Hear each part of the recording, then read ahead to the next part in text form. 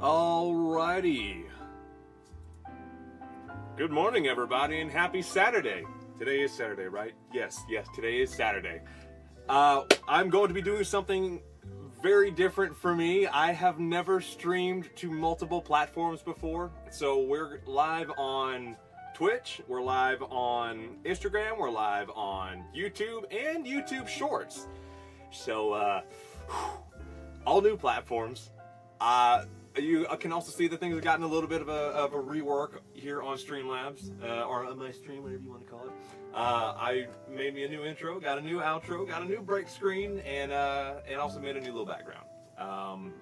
But we're going to be doing some art today. We're just going to kind of like work through the nerves right now because I haven't streamed in a couple of weeks. I keep saying that every single time that I come and stream. But we're going to dive into this. We're going to finish this illustration.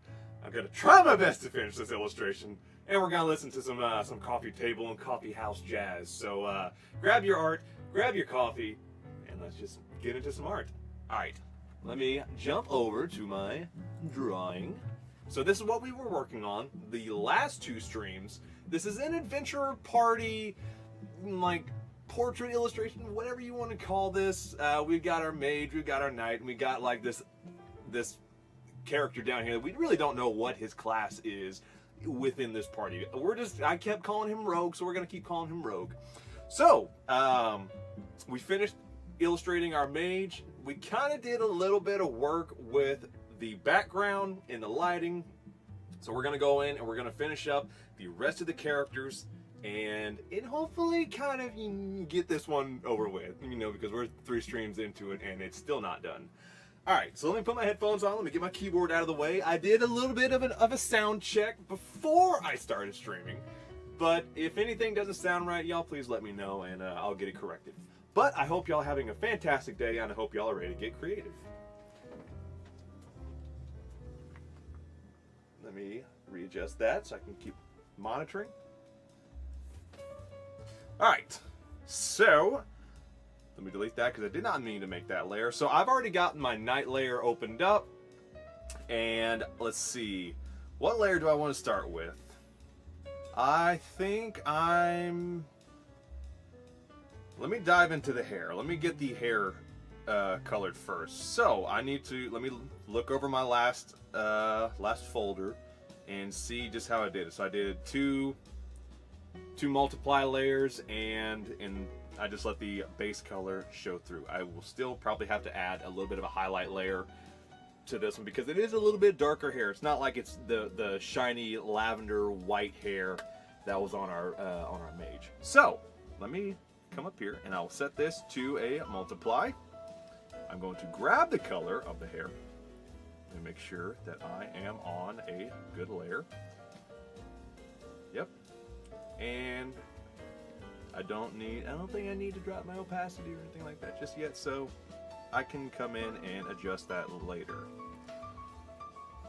But I hope you are all having a wonderful Saturday morning. I hope y'all got to sleep in late and relax. If you're working today, I'm very sorry.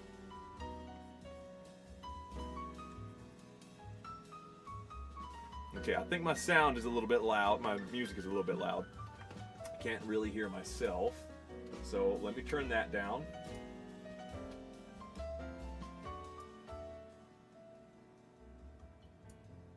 I don't know why that seems to be the one that always contradicts. Is that better? Or am I just not talking to my mic again?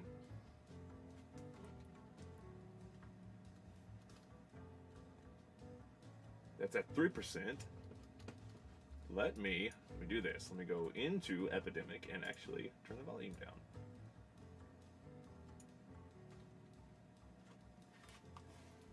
Let me make sure that I don't have any contradicting audio going through right now.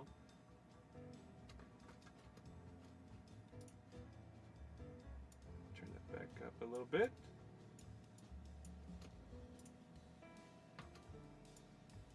Okay, we're gonna roll with that for a little bit. Sorry. More technical difficulties, that's a given. That's always gonna happen. It's not pre-recorded, so let me turn that down. because I do hear myself a lot louder, but not in a good way.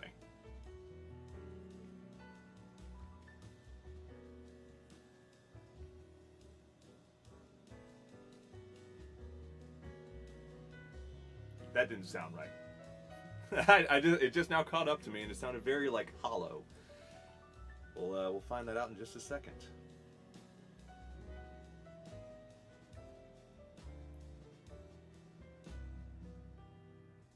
I don't have a noise filter on, do I?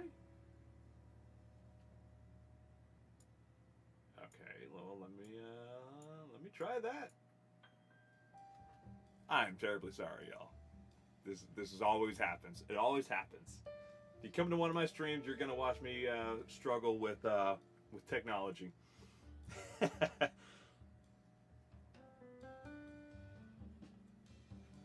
don't have. Oh, that's why.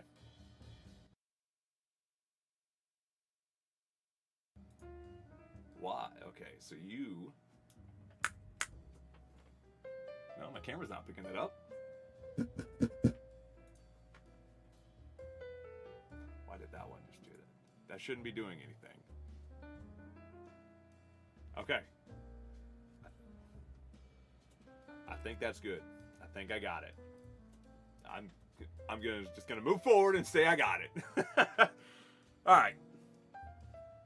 Because I think what was happening is I had two audio sources playing over themselves, and that's why I sounded like I kind of had a slight echo to me.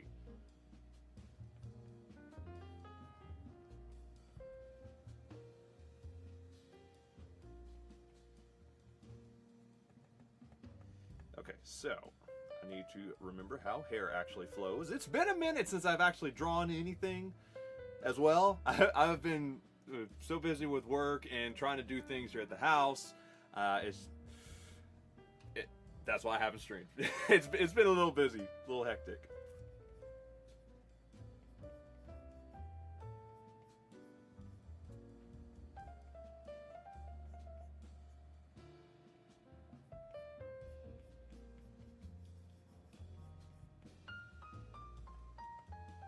Let's see. So that's going to kind of come down to a little pocket. I also had to do a little bit of reset up on my entire setup. One, because I kind of restructured things because come on, focus on me. I just now saw you lose focus. Because I wanted to be able to get to the point to be able to do multi-streaming. I wanted to be able to go to vertical.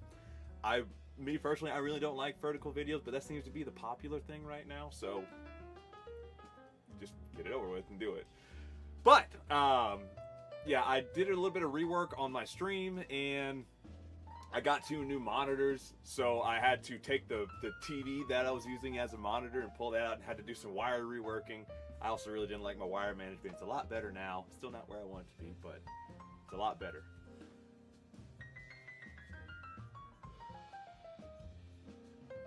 So there's been a multitude of reasons why I haven't streamed in a little bit.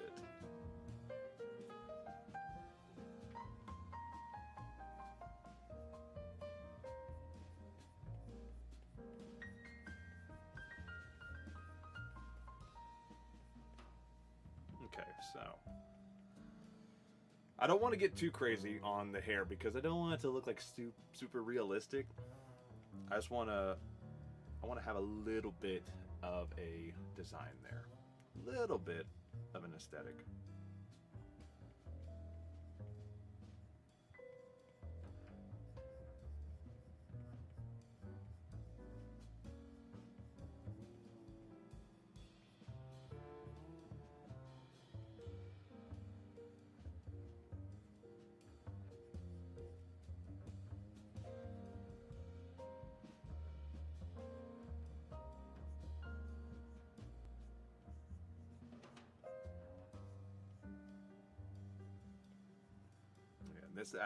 This is gonna be quite in shadow, so I might just add a little bit larger shadows down here.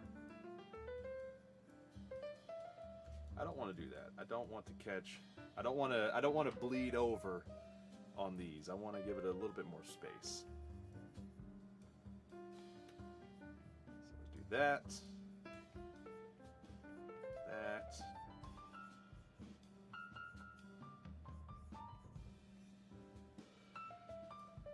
Okay. So I'm gonna leave it just like that. I might add a little bit more, maybe up here, just to kind of fill in some of the emptiness. And we'll add a little bit here. We're just gonna leave it as is, and as I always say, if I need to go back and change it, I will. Focus on me, camera. Why are you not focusing? There we go. Eye tracking is not one to work. It don't like hats. So as for coloring in beards, you really want to do, you want to put the detail there, but you don't want to put a whole bunch, because it's going to end up looking more speckled, because all the hairs are so small. It's not really like, I mean, you can do some large broad strokes like that, but for hair, like for beards, I prefer to kind of shade it more towards the back and just do a few little spikes moving forward. So it's kind of a mixture between adding a whole bunch of shading to it and then keeping it pretty large shadows, because I don't want all that attention right there. So I'll kind of strategically place them. I will more or less just catch the whole underside of it and all the parts that are going to be in the shadows. So just kind of flick some lines around here, and because beards are typically fluffy, it'll kind of curve around. And I might add just a few little pockets of shadow here.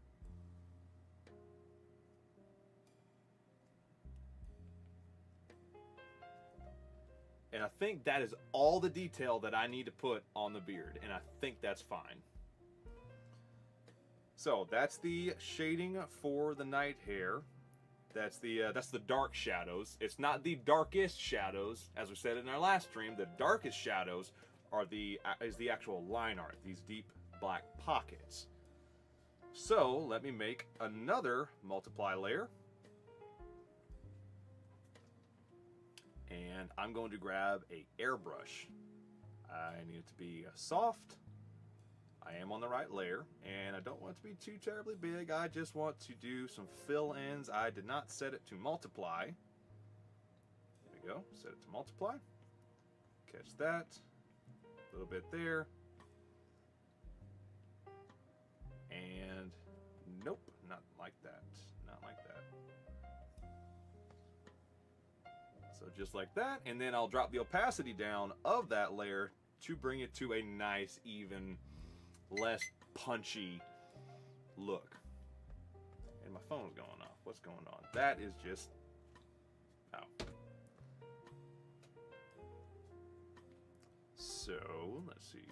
Now if I want to, I can go back in and add in some more shading, like smooth shading blending in. But I'm just gonna catch the areas that I feel haven't gotten enough. Like up here and right here in the center of the hair.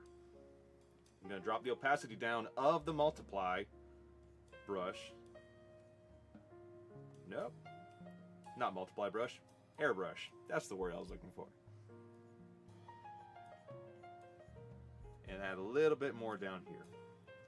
Maybe not. Let me go back. Let me go back. That just kind of looks like it's doing a weird fold in. I don't want it to look like that. So I'm just going to add a little bit more here because, as we said, it's going to be hidden behind the majority of the body. Okay, so we got that, and I'm okay with that.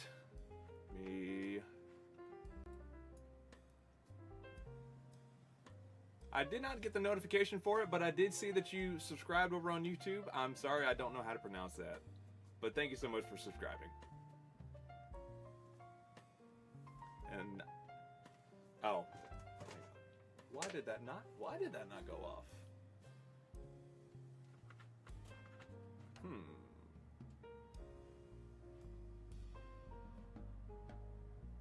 don't know why.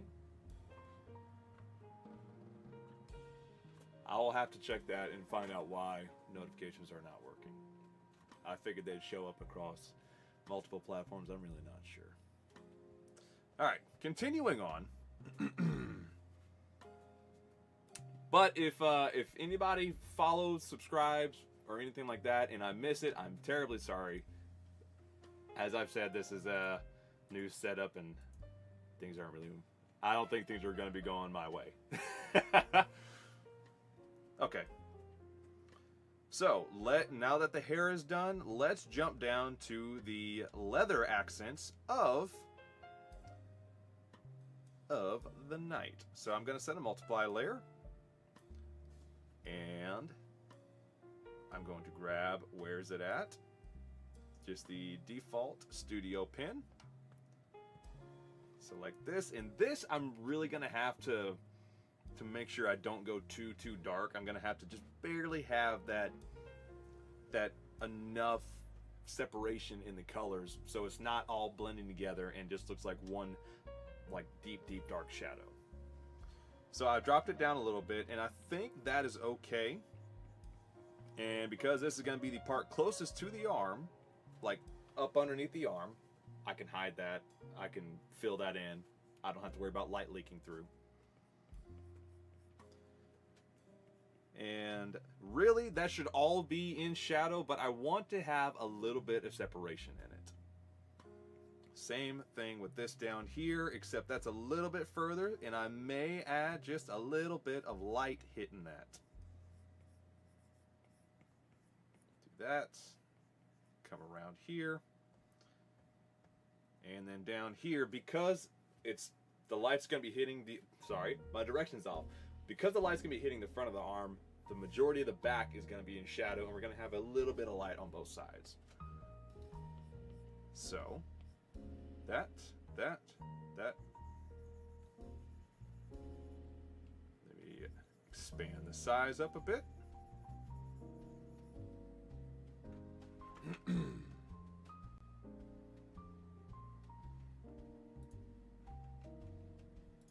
Okay.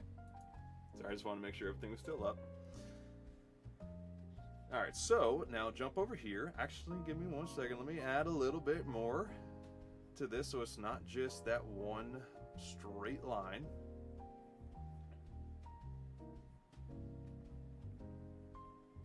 Alright, so now let's add some here. I'm not going to worry about putting any shadows up towards the front of the belt because that's all going to be getting hit by the light. So with that in mind, it'd probably be about right here before the body starts turning and the actual shadows start to come in.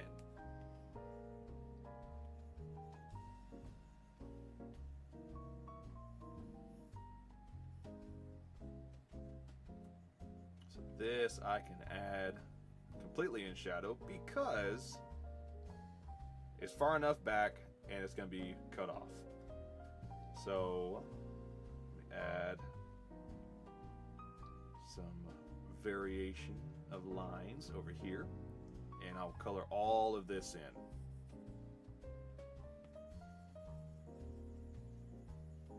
Because that is the back of our character. And add a little bit here. We'll just go ahead and fill that in. We're just going to add a little bit of a line separating down in there.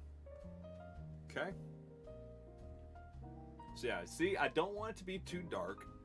I want to actually drop down the opacity a little bit, just so that way there is two different colors.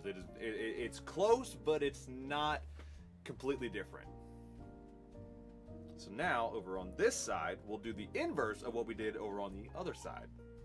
Because the light's going to be kind of shining through his arms, with his arm kind of be pressing at... Can't speak. Because his arm's going to be pressing out, that light's going to be able to come through a lot more.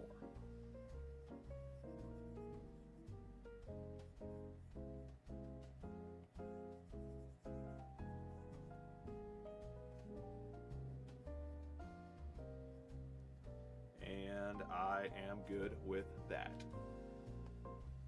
So let's see, what else do I have on this layer? I've got the boots and the straps and the hairband, which the hairband doesn't really matter. It can just be one solid color, but we're just gonna fill that in. We're gonna kind of just match up with the hairline and just add a little bit of extra detail in there. All right, so now down to the scabbard, and the light's gonna be hitting mostly broadside. So we're gonna add this color in on the rib of the scabbard, and we're gonna add some depth to show that it is leather straps. It's not just cloth moving around. And curve that shadow in just a little bit, maybe not that much, just a little bit. Okay. Now let's jump down to the boots. And same thing. Actually, no, with it being down here, it's gonna be unnoticeable, so we'll go ahead and just fill in this, at least this portion of the boot, and then we'll add a little bit of a separation right there. Now over here, you can definitely see a lot more of the boot, so there's going to be a lot more light coming in. So we will add some shadow around the lower parts, right over here on the edge, and then fill that in. Okay, so that finishes the boots, the belt, the straps, the scabbard. Well, at least the leather straps on the scabbard. We're just worrying about the leather right now. So that is everything on there. Let me do a little bit more, and I will do a soft brush. And you really don't need fancy brushes to make art like this. I did use a fancy watercolor brush. I'm pretty sure it was free though. Like the majority of my brushes are free. I do have some paid because I do like supporting other artists, but to make art like this, you don't need most expensive brushes. Just like with painting, if you have the skill and the knowledge of knowing how to be able to apply something, you can make beautiful art. But like all this is just the default studio brush inside of Procreate. It's this brush. It's my favorite brush to use. And then the soft airbrush, which most art programs have a soft airbrush. So you can make stuff like this with just the default program. Now, once you start expanding on and you want to be able to just skip past things without having to do textures on your own, you can use those. You can find those fancy brushes. I would recommend finding watercolor brushes because that's when you can get these little like gritty textures that will look real nice once you actually blur out the background. Art tangent aside, brush tangent aside, we're gonna get right back to this. So I am on my next multiply layer. I'm going to drop the opacity down of that again because I don't want to be super dark. And I'm going to add a little bit of a crease. What was that? I don't know why that popped up. So because leather some softer leathers can have a little bit of a fold in the center, that's what I'm doing right here. I'm just adding that little bit of a fold, that crease, and then I'm going to add a soft shadow, and here I can actually blend that in over into the lighter side. I'm also going to add a little bit here down low. I don't want it to look super soft like it's some type of fabric. I still want it to look like it's leather. Kind of blend over a little bit more. And we'll just blend this up into the front a little bit. Alright, stick with that. And then now come up here to the straps. Same thing, just a little bit. We don't need much. Same there. Don't really need any there. I'll just go ahead and get rid of that. And we'll just add a little bit of a gradient down here. Here we'll just add some slight gradients to it.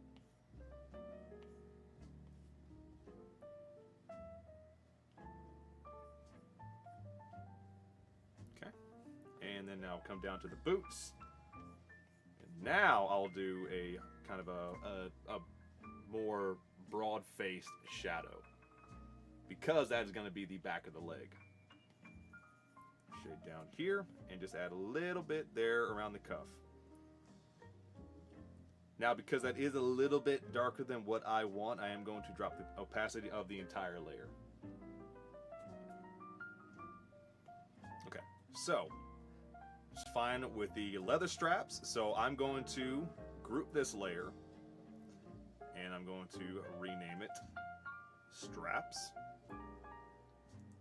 I'm going to go back and group my hair layer and rename it hair, because I am trying to get better about keeping my layers intact and keep them all grouped together. So we can quickly knock out the scabbard, because that is only one item. So same thing. Why does that music sound loud? That music sounds really loud now. Turn that down. Yeah, that sounded really loud. I'm sorry about that, y'all. Okay, so multiply layer, select the layer, and default brush, paint it right down the center, paint this one right down the center, run it all the way up, and then we're going to add a deep shadow underneath the leather straps because they are sticking up off of the scabbard. And we'll just add a little bit there. And now we'll make another layer, make it another multiply, drop the opacity down, and we will grab our airbrush. You just slap a little bit of color on there. So now I will go back and I'll drop the opacity down a little bit more of my hard shadows and kind of balance it out with my my soft shadows. So now we'll go ahead and merge that into a layer, and oh gosh, my mind is, I probably borked the spelling on that, but we're just gonna roll with it. It's still early in the morning. All of our brains aren't working yet, so that's okay.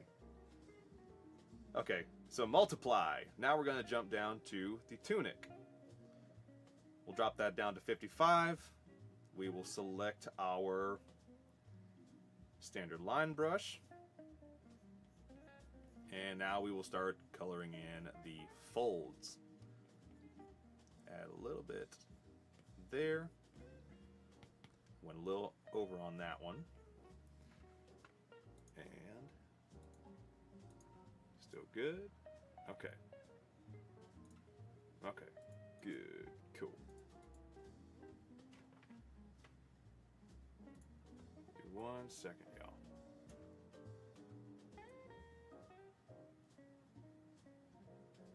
Alright. Sorry about that. Just want to make sure everything is still going.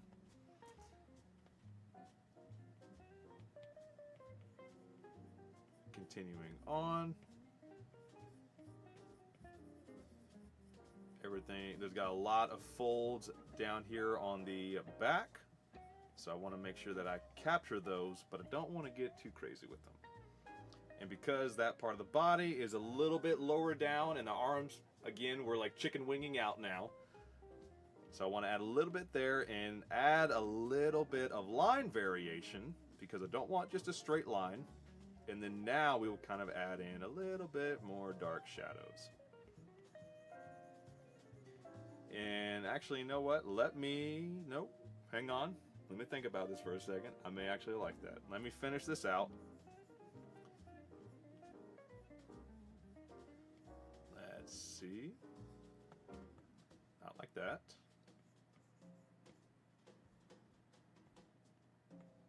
Let me go back and redo that. I think I like that. I think I'm gonna keep that there. And then I can blend in the rest with a little bit of no, I'm going against myself now. Let me cut this back some, and then I'll add my soft shadows, pushing further into the to the light. We'll add a little bit there. We'll stick with that. Stick with that, and then now we'll move on. Let me add a bit of drop shadow underneath the belt, and then the fold.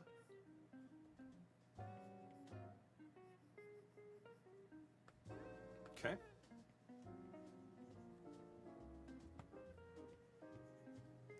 You know what? The majority of this is going to be in the back. So that's going to be more of a straight line. And let me just do a mass fill down here. Color that in. Not what I wanted to do. There we go. So now, hey, how are you? I'm doing very good. Thank you so much for dropping in. I hope you're having a wonderful Saturday.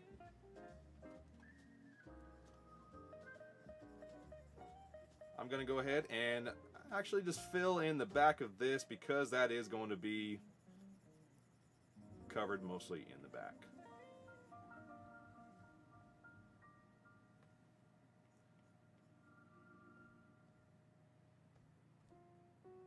I don't know why it took me so long to register that that was what I was originally trying to do. Is I want to, because that is the back of our character, I wanted to have the fill shadows all the way back there, and then I'll add the soft shadows blending out. I'll fill this in.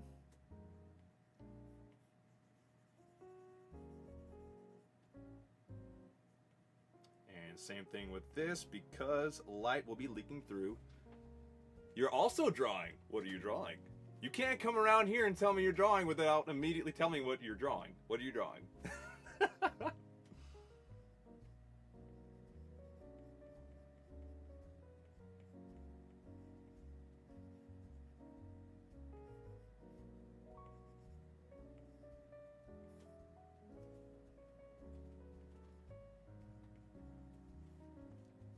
Okay, fill that in.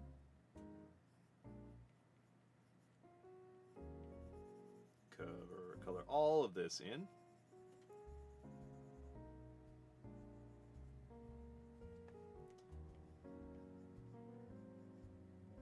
I can add in a cut shadow over here. If I can undo,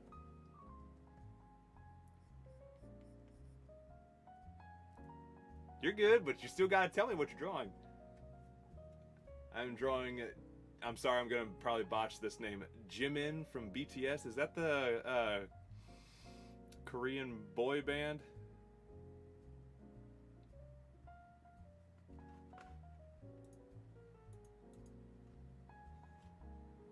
There you go.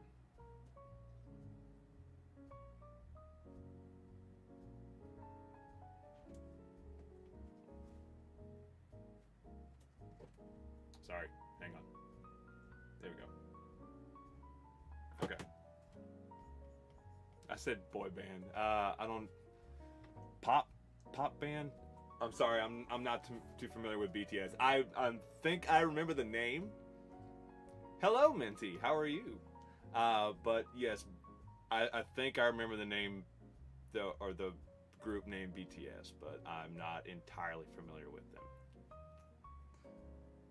So I apologize if I botch anything. Yes, that's them, and you said his name right. No worries. Awesome, cool. I was a little bit worried on that. I'm terrible with names.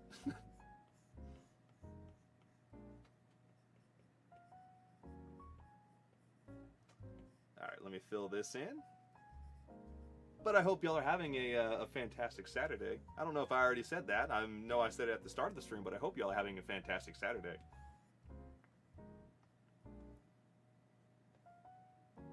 Alright, so I think I've got a little bit of, yes, I got some shadow, not shadows, colors. I got some colors up at the top of the helmet and the collar piece. But for y'all who are just now joining in, this is the piece that we're working on today. It's taken me 3 streams to get to this point, whereas before, back in the day when I streamed religiously, I could get it done in 1. But times have changed. So let me fill this in.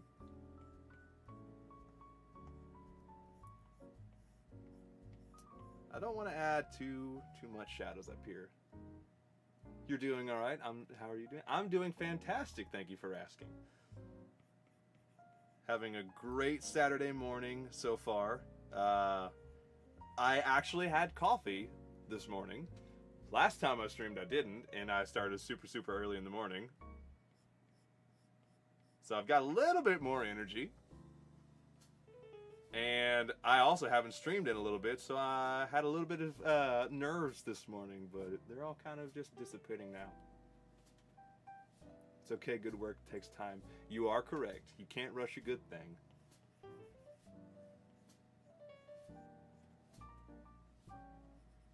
I'm going to fill this in because I need to keep in mind with how I'm actually shading things.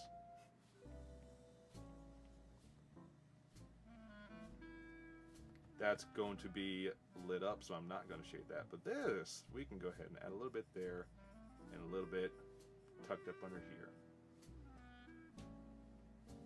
Add just a little bit of shadows down here. Okay. And I think that finishes up our night character. Sorry, I still got to shade the pants and the armor. The clothing. For the majority of the clothing, that finishes up the majority of the clothing. So, actually, I take that back. I keep forgetting my own processes. It's been so long. So let me group this real quick while I'm thinking about it. I will set this to a multiply layer, and I will drop this down to about 55%, just like all the rest, and we will grab our airbrush. And now I will do my soft shadow blends.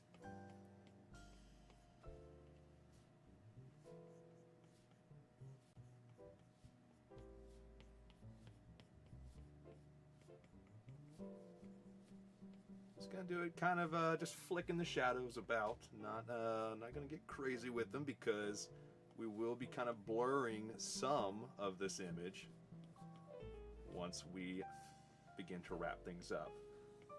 Drop those down, and let me drop these down.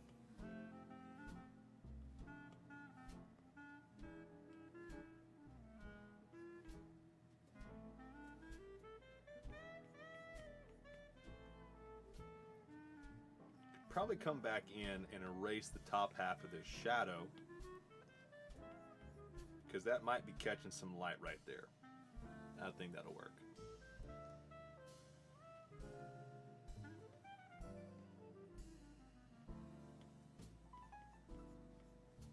Am I on the right layer? I am not on the right layer. Do I have the right brush? Okay, I have the right layer and I have the right brush. Now we can get back to it.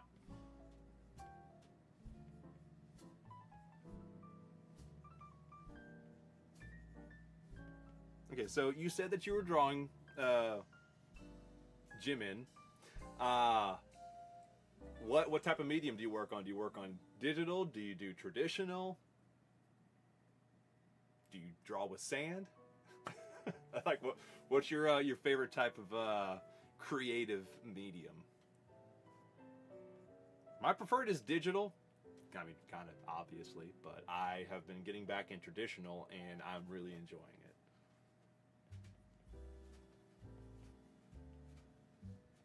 Painting with sand, that sounded so dumb. I know that there are people who draw with sand and light tables, but saying that and people who don't know that, you just sound insane. But yes, if you are an artist watching, what is your favorite creative medium to draw, paint, create in? Do you make different types of crafts with your hands? Did I just drop out? Did my stream drop? Or was that just Twitch that, man, I don't know if I just dropped out entirely.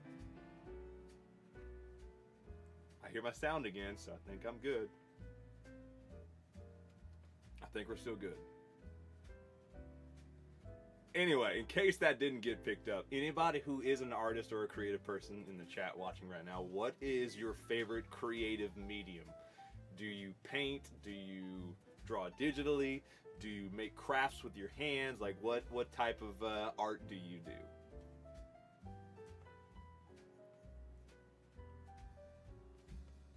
If I have any difficulties, I'm terribly sorry. This is my first time trying to stream to YouTube and Twitch and Instagram all at the same time.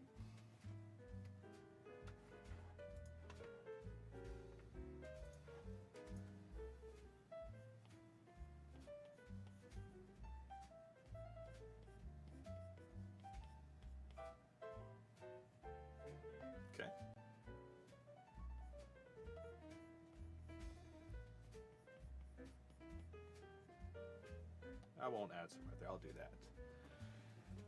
I like traditional, but I'm in the process of trying to learn digital. It's tricky though. It is, but it is actually very easy. It is at first, but once you... the hardest thing to learn with digital is to learn how to work with layers. You can do things all on one layer. And most traditional artists that get into digital right off the bat do things on one layer, and that's perfectly fine. But as you can see right now, I've got a whole bunch of layers. Like, let's see, what layer am I at right now? 118. I'm at 118 layers right now. The best thing about working with layers is you can always go back, you can edit it. You don't have to make any type of permanent choice to your illustrations. But there is something to being able to paint everything on one layer. And I think that's pretty cool, no matter which way you do it. Right now I'm doing a digital piece. Ooh, nice.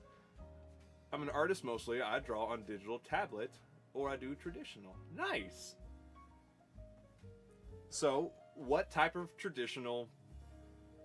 my brain's not working. What type of traditional art products do y'all use? Do you use oil paints, acrylics? Y'all gotta tell me this, come on.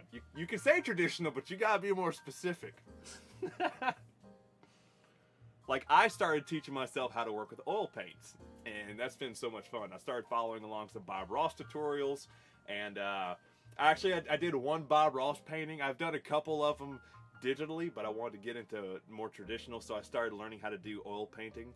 And I've done a couple other pieces that you definitely can't learn from Bob Ross. Like, I did a Batman painting for my dad's birthday not too long ago.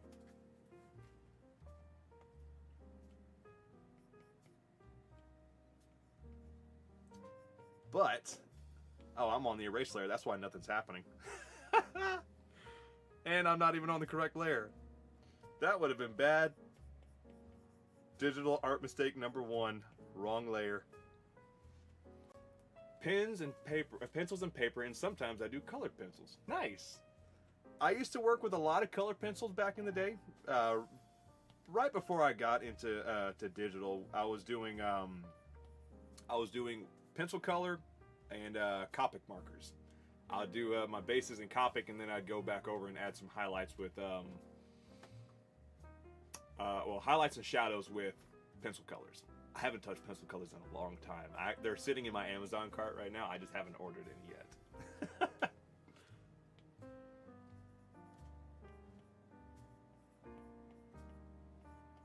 But I definitely want to get back to working with pencil colors.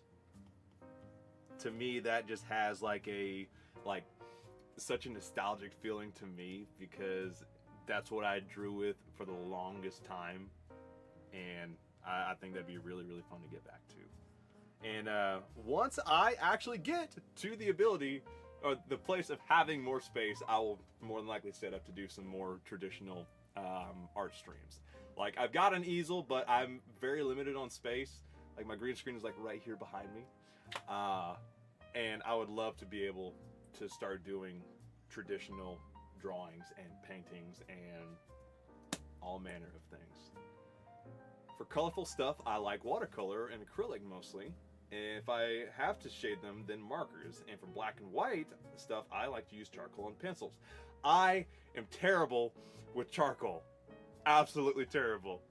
I tried it for a couple months, about 7 years ago, and I haven't touched them since. But I love doing watercolor. I wish I've done more of it. Watercolor was one of those things that I never got into because it was so intimidating to me. It was like, I don't know how to do this, and I don't even know where to begin.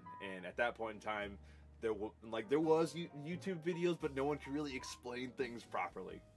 I feel like a lot of traditional art, you just gotta like dive into and just figure it out. Like, to start putting paint on a canvas or a page and hope for the best. But watercolor is another one I want to get back into. But charcoal, I don't think I'm gonna touch charcoal again. I don't think I'm gonna touch that. If I could convince myself that yes, I can do it, then maybe. But there are so many other art mediums that I want to get into and kind of like refine those skills that I'm not going to touch charcoal for a very long time. Like I want to get into clay sculpting. I think that'd be so much fun. I did I say it like I did a whole bunch. I did a little bit of sculpting when I was younger, with some modeling clay, some air dry clay, and that was so much fun. So I think that'd be really cool to get back into sculpting now. Okay, I'm rambling a whole bunch. I'm terribly sorry. So now, let me make sure I stay on that.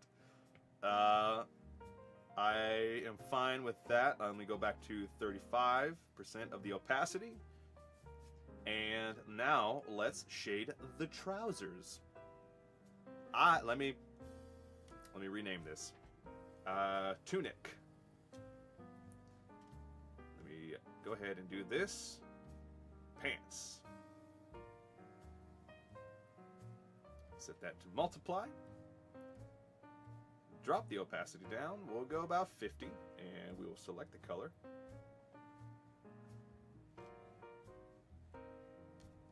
Select my line art brush. My fill. I like charcoal because no mistakes are permanent and can fix easily. I agree with you on that, but it is messy. Super messy.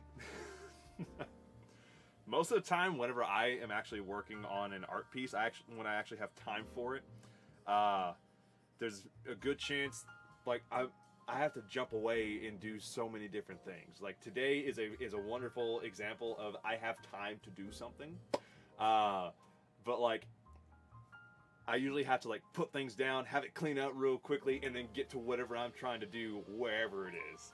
But like oil painting, I recently got a little case that I can stick my palette in, so that way I can keep my paints kind of dry and kind of damp, and I don't have to commit to actually cleaning it up just yet.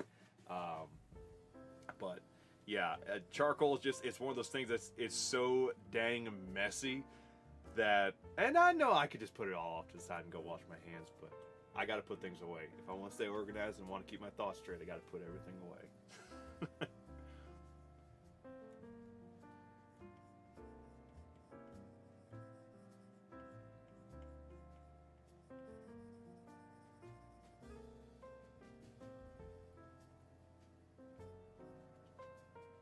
But, I mean, more power to anybody who actually does work with charcoal. It is very cool to see some of the stuff that people can make with charcoal.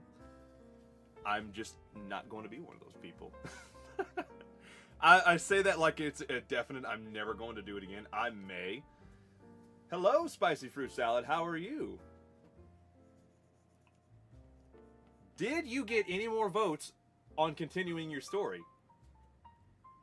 Because if you continue your story, I will draw another little mechanic otter to go along with it.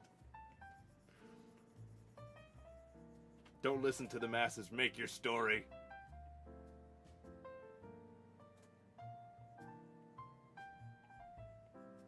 Whoop.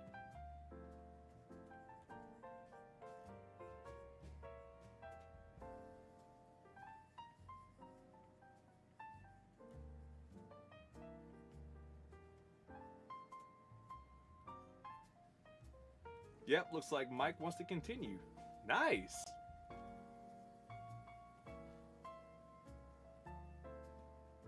I'm assuming that's what all the sound from Discord was last night. As long as a few people want to continue, I am all for continuing. Do it. Absolutely do it.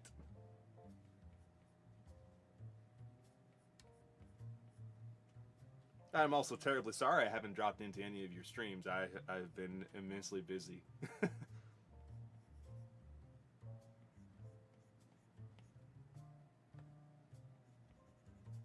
Actually, you know what? Let me cut that back a little bit more. I will go ahead and say right there. We'll be fine.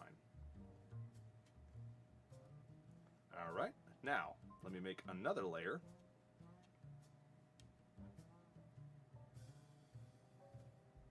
And, sorry, my mind drew blank real quick.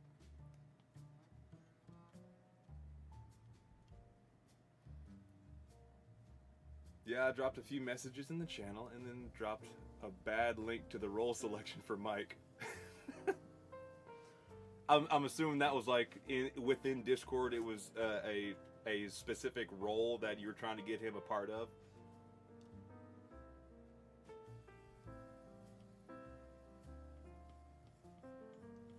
Now let me do some kind of soft shadow fills. It's all good. I know people got lives and it's summer, so things are a bit slow. Not for me. Things are picking up very, very rapidly. I also saw in your Discord that y'all were having some storms come through. How's all that going? Y'all still having bad storms up there, or? We've been having some interesting storms down here in Louisiana. Just random rain and thunderstorms just popping up out of nowhere. One thing we had that was really, really cool the other night was like rain just came pushing through, and then the sun was setting, so this dark wall of cloud just pushed on through. All that light was beaming off of it, and it was so bright and so beautiful, and then just the brightest rainbow started popping up. It was so cool. It was so cool. Yeah, he said he would have to remember to come back every day, but I made a story engine quest role so I could tag people when they vote to come in. Okay. And I guess I misspoke. Summer has been busy time for lots of people, so Twitch has been quiet. Okay. Okay. Now I'm caught up with what you said. You probably spoke properly, but I did not read correctly. Storms are gone now, but we did have some fun ones. I'm sorry you had to go through that. But I'm happy and I'm glad that y'all got through them perfectly fine.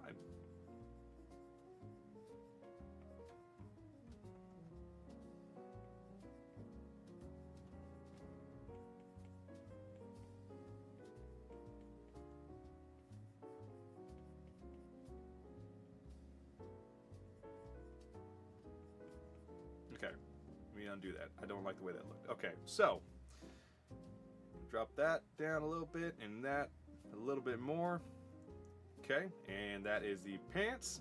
So now the part that I'm dreading the absolute most is coloring the armor pieces on our knight. I have not painted metal in so long.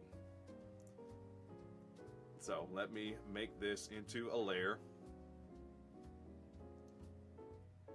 Storms there, no tornadoes.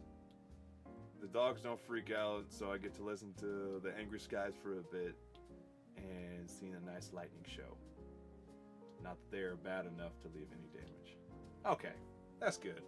Yeah, my dogs freak out terribly during rainstorms. If there is a small possibility of rain or lightning or just any type of bad weather, my dogs freak out. So yes, I am towards the bluer hue of things. So let me see, how does this look if I want to add a little bit more blue to this. Maybe not that much. Let me go a little bit lighter. Okay.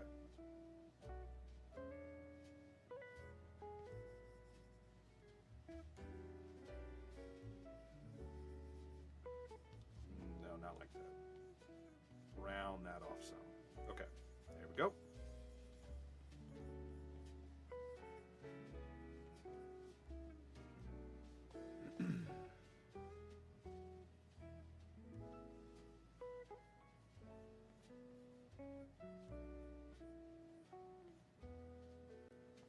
Oh, nope, hang on. I'm forgetting how light's moving now.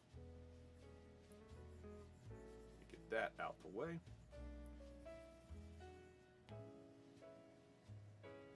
Come a little bit forward on that, and same with this one.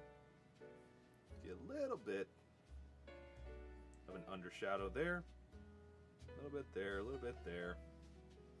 And all this will be in shadow because that's behind the arm.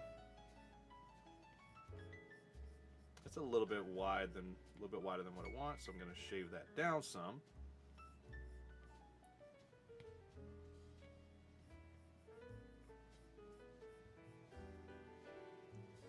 Okay. I know this is kind of lazy, but when I'm trying to do materials in my digital art, I just look for a picture of the material and I just lower the opacity. I do that every now and then. I do it more as a challenge to make sure that I keep my ability to paint something a certain way, and potentially learn something new. Like I'm still doing everything in a bit of a cell shaded format, and like it's definitely not how you're supposed to paint metal. But with the rest of this image, like you can kind of see down here, just I do more rough highlights to kind of add a little bit more metal texture to it. If I wanted to, I could come in and I could add in. I just saw that you followed me over on Instagram. Thank you so much. Yeah, I could come in and I could pull one of my mini textured brushes, and I could come in and add some stuff in like that. But I'm trying to not rely on all my fancy brushes. Okay. All right, so let me go back to this. Now I could also think a little bit more technical about how I'm drawing things. Like I could add in my textures and my lights. That's not going to show up there, is it? It's not. Oh, because I'm on a multiply layer. That's why. So let me undo all that and select my correct. There we go. That's the color I need. Yeah, sorry, my train of thought's gone. But yeah, I've done that before in the past. I have pulled textures whenever I just wanted to skirt past something. Like doing that for water textures is incredibly quick. But me personally, I want to try to continue to push myself to do something that I haven't done, or refine something that I've been trying to work on. See, like I'll add a little bit of variation here. Maybe, yeah, I'll go ahead and leave that. Just a little bit of texture.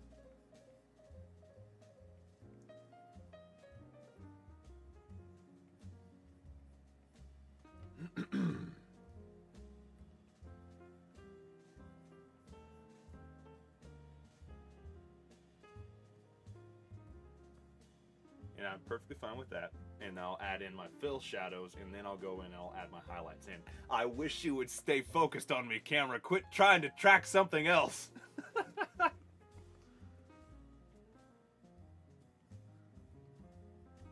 Okay, so I'll add a little bit of variation to my shadows here.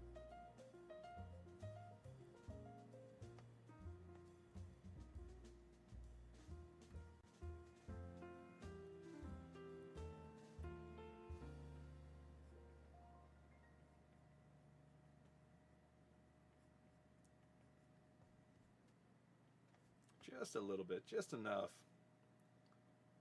to, what did I do? Did I just undo something? Did my palm just undo something? I'm not sure.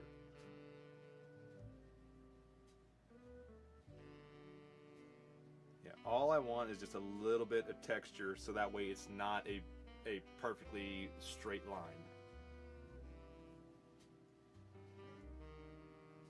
I won't get too crazy with it because I don't want it to look fluffy. I don't want it to come off looking like a fluffy cloud texture. That's what I don't want to happen. But up here, I might add just a little bit more. And I don't want it to look sharp. I kind of want it to look more like little tiny hammered textures.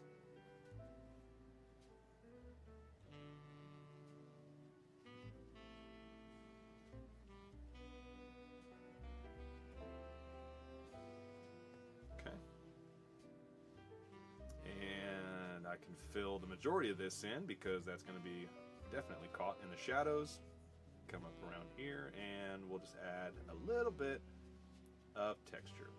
That's a little too much. Okay, and I can fill that in because that will be caught by the majority of the torso.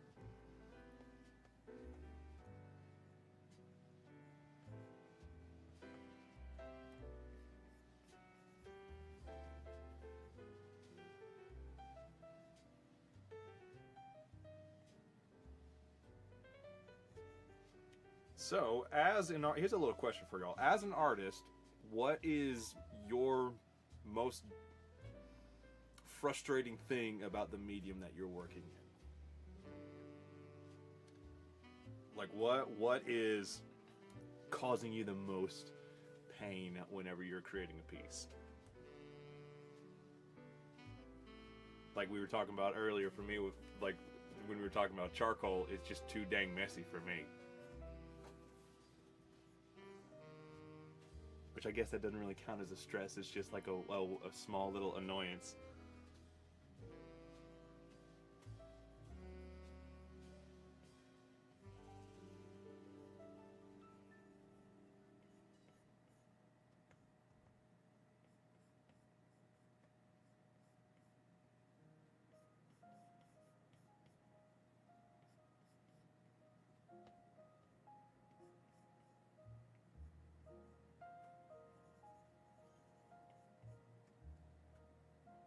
That's a good question. It's probably going to be a whole bunch of them.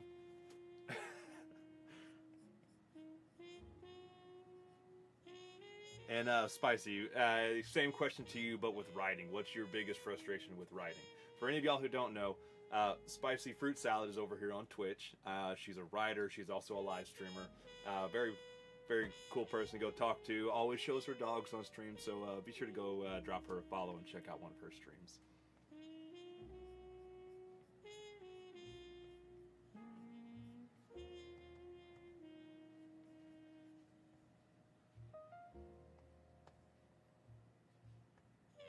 And for this, I'm just going to shade all of this in.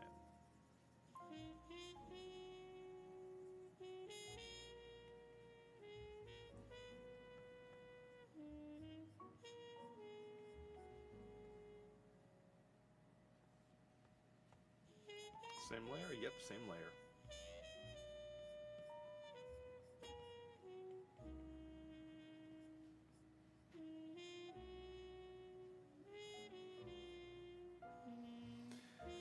Editing has been the most painful and frustrating part for me. I can see that. Always having to go back and make sure you didn't spell something incorrectly and all that.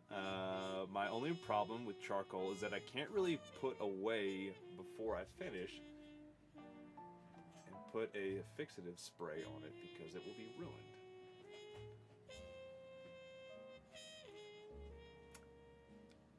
Hang on, let me reread that again. I don't think it's processing in my head. My only problem with charcoal is that I can't really put it away before I finish it and put fixative spray on it because it will be ruined. So like I have to finish it before I go, okay. So you have to put some type of spray on it? Is that what I'm hearing right? I love brainstorming, world building, outlining, writing, drafting, editing, 100K words I wrote. I'm trying to read these things too quick. I love brainstorming, world building, outlining, writing and drafting, editing. The 100,000 words I wrote sucks. Yeah, that's a lot to have to go back and edit. But hey, that's what you have Spiffy for. Send it off to her, let her read it, and then just send you back a little bit of tidbits.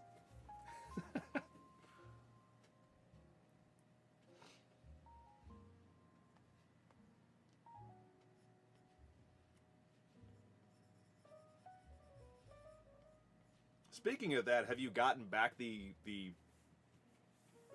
draft from her that you sent to her?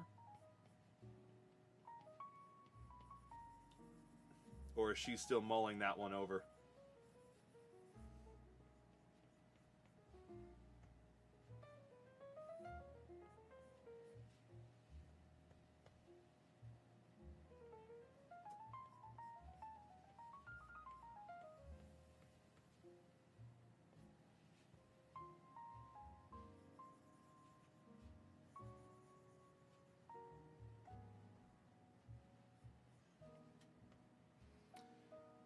Yeah, she has finished reading it and is packing up her notes to mail back. She has promised that it is very colorfully chaotic with all of her scribbles.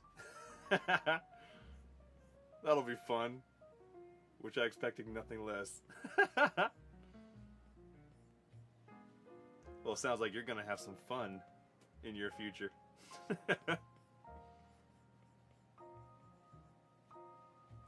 Yes, because it's so easy to just swipe the charcoal off the paper. We always put some fixative spray on it so it stays the way it is. Okay, that probably explains why a lot of the charcoal I did in the past would get messed up. I didn't know that you had to put some type of spray on it. Which I knew it wasn't gonna like dry or anything. I just thought you had to leave it as charcoal. You learn something new.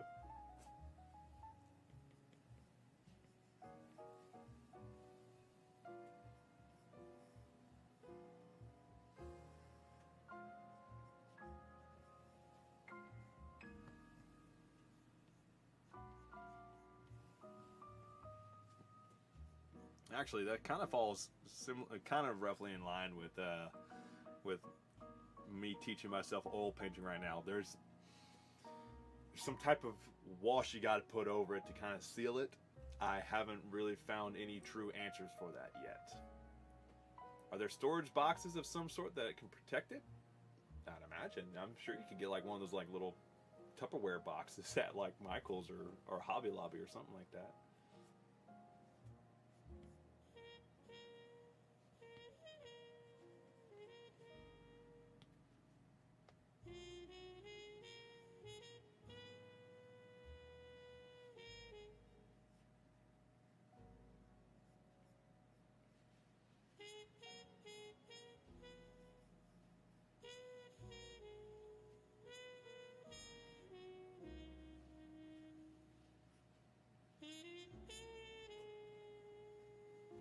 I thought it was common knowledge that you have to spray it down.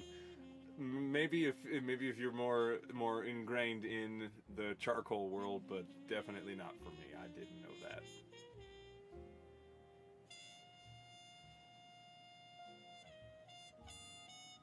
You see, I did not go to school for art. I'm entirely self-taught. So the practical things like that, I did not learn. I've had to figure all that out on my own. And because I really haven't dove into charcoal too much, I can see how it just went under the table.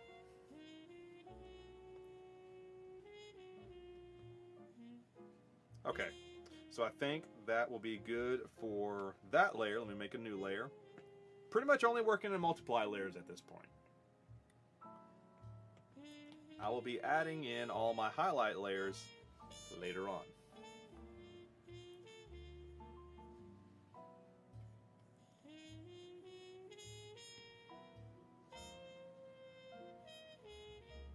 I don't know if there are boxes like that, but I don't think that would help much. Well, it might help you just so you can get back to, like if you could put it in there. Like if you had it on a clipboard or something, like put the clipboard inside the box, close it up, run off, do whatever you need, come on back, then spray it down when you actually have time. Maybe.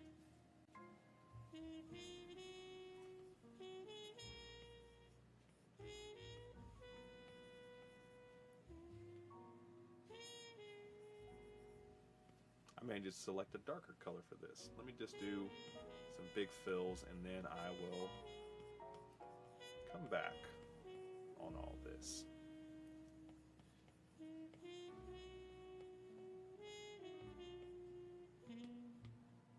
Let me erase this a little bit because it did get a little bit crazy up here.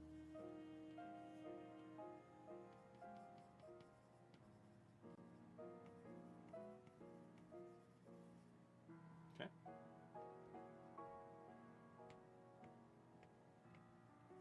And I will do one more multiply layer, and I will, let's see, can I get away with just leaving this one at full strength? I can. I won't do it entirely at full strength. What was that notification? That was nothing.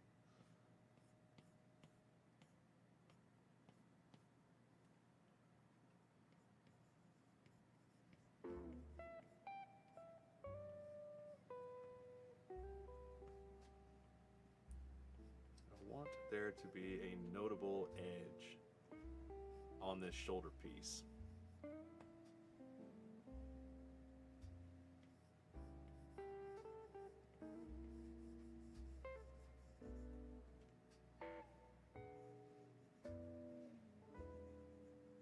And I may have to come back and add a little bit darker line to that.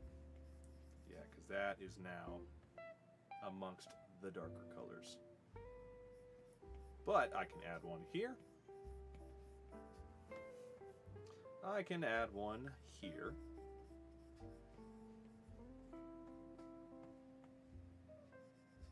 And I can add one here. This is mostly just sort of like a rounded off piece of metal, but we'll still add it.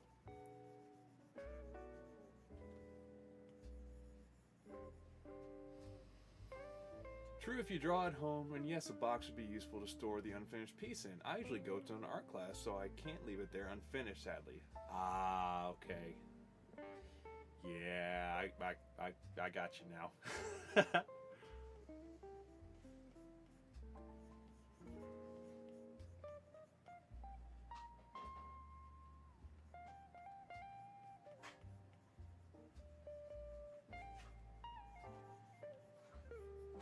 Because this is a little bit more of a broad angle, I will add a little bit bigger of an edge here.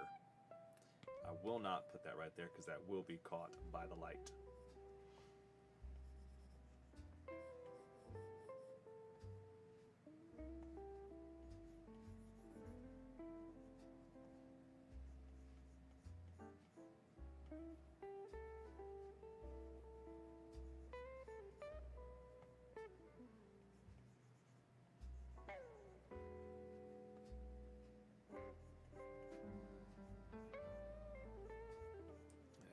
Bit more dark shadow up here underneath the folds. Okay, so I think I am okay with that at this point. Let me just think about this real quick. What if I, okay, that is at the darkest. I'll leave that there.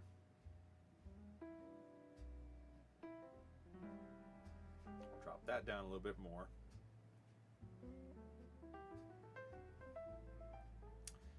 And I think I'm good with the armor for this character. So let me rename this. Give me my keyboard. Armor. Writing a 250 word flash fiction for a writing contest, I need a name for my main character.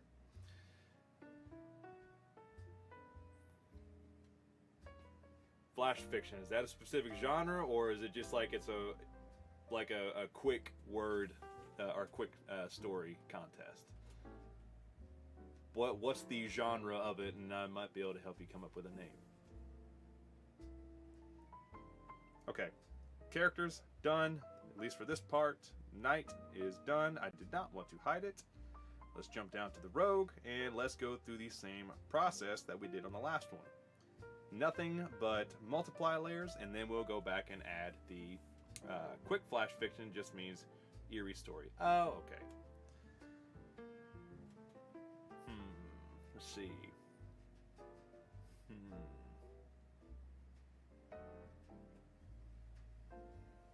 gonna think about that one. All right, so multiply layer. That is all the leather straps down here.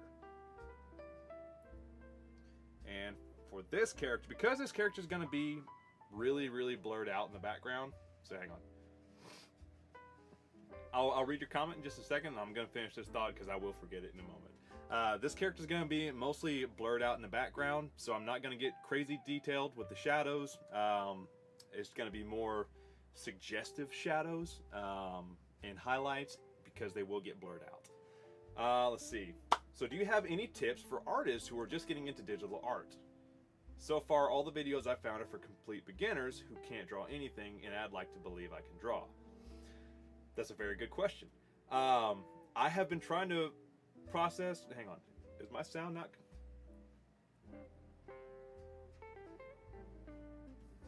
Did my sound cut out? Can y'all hear me right now?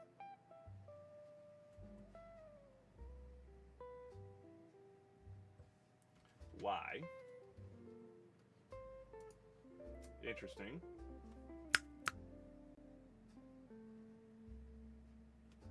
What happened? What happened? Testing. Sound on Twitch is gone. I can hear you on YouTube. That does not make any sense.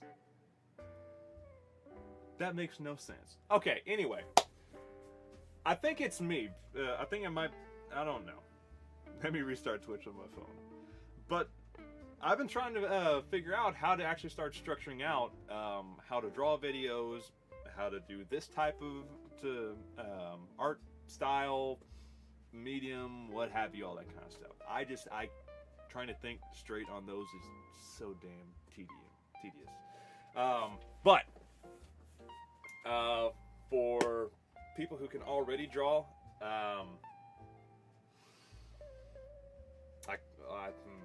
I'm sorry, I'm trying to find a good starting point.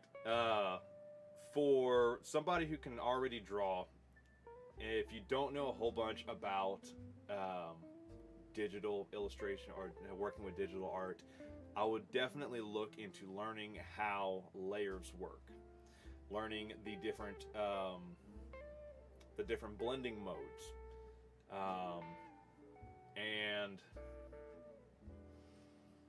yeah, layers, blending modes, and then how to basically take the textures that you're used to doing with traditional and finding the appropriate brush to either do that, or learning how to replicate that with just whatever kind of brush you have. So for example, with the layers, so I mean, you've seen me kind of go up and down a laundry list of layers here, which I'm going to assume that you already know how layers work in digital art, to an extent. But like, so if I draw everything on different layers, so for example, the hand down here on this character, that's on a different layer. I can remove that, I can turn it on. If I want to move it around, I can just fine. If I need to use a warp tool and change the actual design of it, I can. Same thing with the coloring. You've seen me do everything on different layers for here. Let me go back to our night. So I did all of my colors on one layer, so my colors are separate from my line art. My shadows are separate from my base color, and so on and so forth. So, and then all of these are using a very specific multiply layer, sorry, blending layer, blending type. I'm sorry, my brain just shut down. A blending mode, that's the word I'm looking for. They all use, I'm using blending modes for each and every single one of them. I'm using a multiply layer, which takes the base color and darkens it. To put it simply, it just darkens it. You do have a darken mode. I prefer the way multiply works. You also have stuff like color burn, linear burn, normal, light and screen, dodge, add. So like, you can use multiply and use your base color to get your shadows without having to find your colors for that. So if you're trying to create all uniform colors, you can use everything within multiply layers. You can use a color layer, so that way everything follows that same color scheme. I use add layers for highlights and really, really bright things. But there's a whole laundry list of different things that I could go on about for learning digital art. My best piece of advice is just to dive in and start playing around with things. Do one paint on one layer, make a new layer, change that blending mode, paint on top of that, and you can kind of quickly find out the different abilities that each layer and tool has. And if you're doing stuff on, like, if you're doing stuff on iPad, that's what I'm doing. I'm doing all my stuff on an iPad. So I have access to like the app Procreate. I have access to Clip Studio Paint, Ibis Paint. There's like Adobe Sketch. I think it's now Adobe Fresco, I think is what it is. There's a whole bunch of different art programs that you can use on an iPad. If you're on computer and you don't want to spend any money for an art program, the best thing that you can do is to go download Krita. Krita is a free illustration program that I would say is on par, close to Clip Studio Paint. The layouts are different, but if you're used to one, you can pick up the other. So if you start out on Krita, you can transition over to Clip Studio Paint, and if you can get used to Clip Studio Paint, then you can jump over to like Adobe Photoshop if you want. But if you're a starting digital artist and you don't have a lot of money to be able to get into the craft like as far as you want to, my best advice would be to download Krita. Get you one of those like little pen tablets. Those things work phenomenally. It is a bit of a learning curve to learn how to draw like this and you're looking up at a screen instead of down here. But then like Wacom, Huion, there's another one I just can't remember it, but those are the two main brands. Xpen, that's it. Huion, Canvas, Huion, Wacom, and Xpen. They all have pen tablets that are actual screens that you can put your drawing program on. And I think the cheapest one is about like $300. They may have gone down since I've last looked, but when I last looked, I believe like a 13-inch display was about $300. But that would be my advice to getting into digital art. If you don't have a whole bunch of money to spend, download Krita, play around with that, see if it's something you're even interested in, and you may learn something new just from that. But play with layers, play with blending modes, learn the different my sound just caught up on Twitch and it just went but yeah, learn the blending modes, learn layers, and just play around with the different brushes. Most art programs have a plethora of textured brushes that you can start playing around with and just learn how all those work. You may find out that a leaf brush will give you the right type of like texture you want to put for hair or metal. So like, don't think of it as just, this is a leaf brush. It can only be used for leaves. It can only be used for bushes. It can only be used for shadows being cast down from trees. You can use it for whatever type of idea you have popping up in your mind. I've used rock textures for metal. I've used cloud brushes for dirt textures. And I used a water texture for fur textures. So whatever you can possibly think of, or even if you're just like, I wonder if this will work, just go for it. Try it out. With digital art, it's very forgiving if you're not doing everything on one layer. If you're doing everything on one layer, don't. But play around with layers. Let's see. Yes, I got very into digital art in what feels like another life, and may have collected a ton of free digital texture brushes. I have downloaded so many over the years. I could probably open up a library with the amount of brushes I have, and textures and canvas textures and all that kind of stuff. Now, when you're early on, I was only modifying game screenshots. Well, hey, I mean, that's still something. When I first got into graphic design, that's kind of what I did. I was doing a few game screenshots just to play around with different textures and grunge textures. Then I started using my photos that I took and I started adding textures on top of those. And then when I started getting into actual graphic design, I knew that I could apply these textures in this way to get a certain look for an image.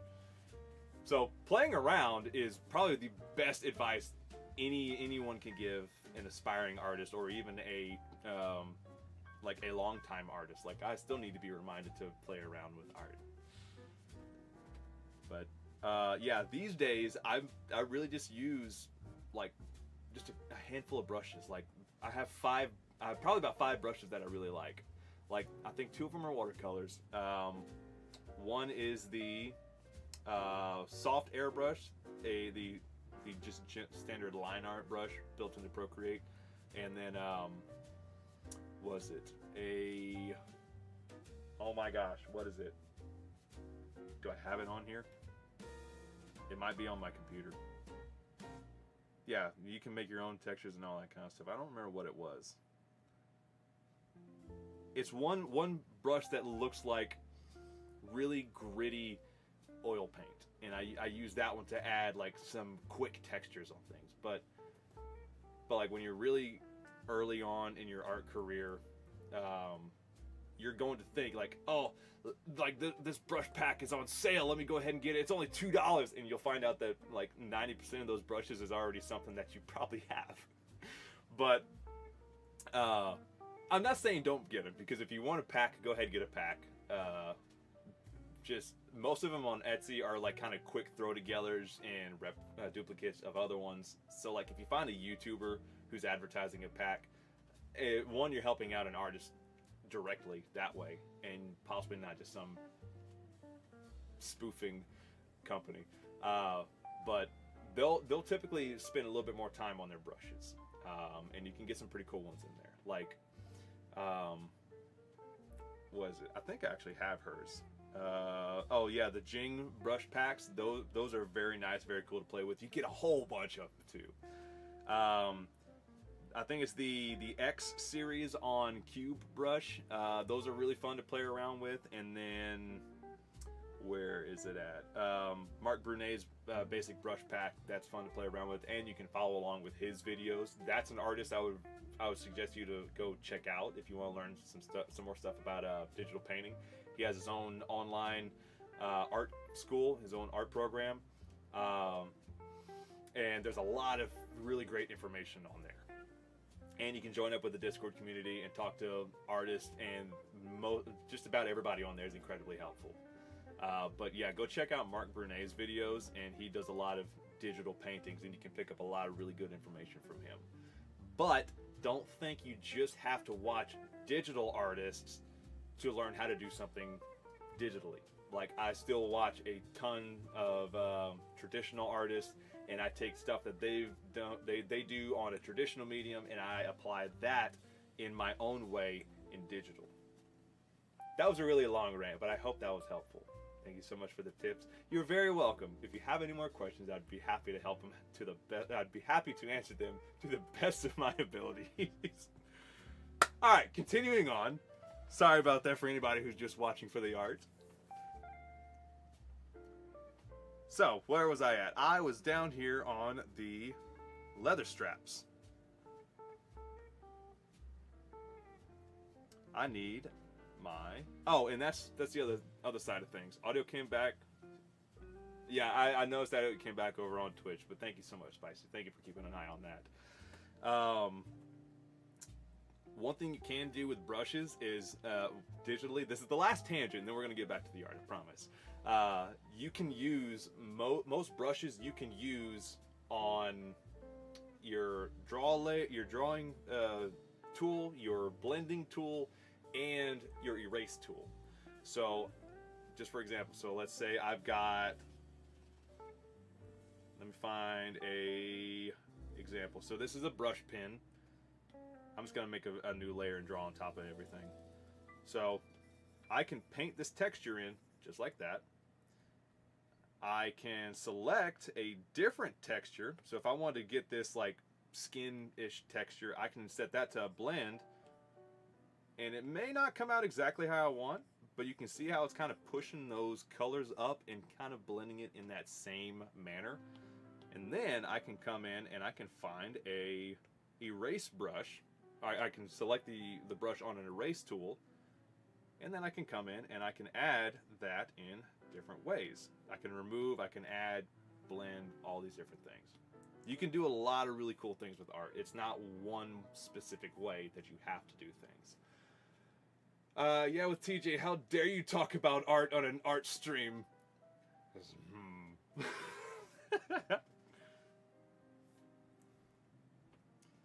I don't have a problem talking about art. I have a problem about going on rants.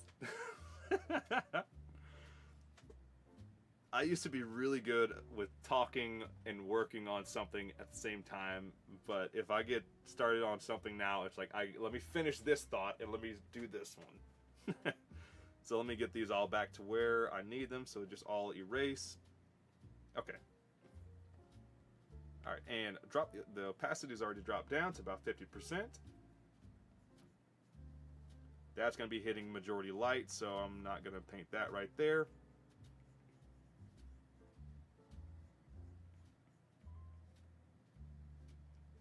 Okay, that's not on the same layer.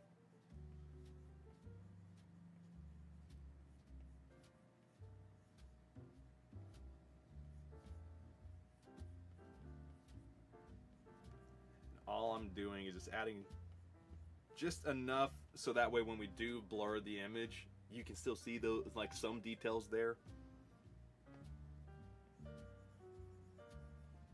Like, I'm not gonna worry about trying to create like edge lines back here. I want really broad shadows to help tell the story with the image.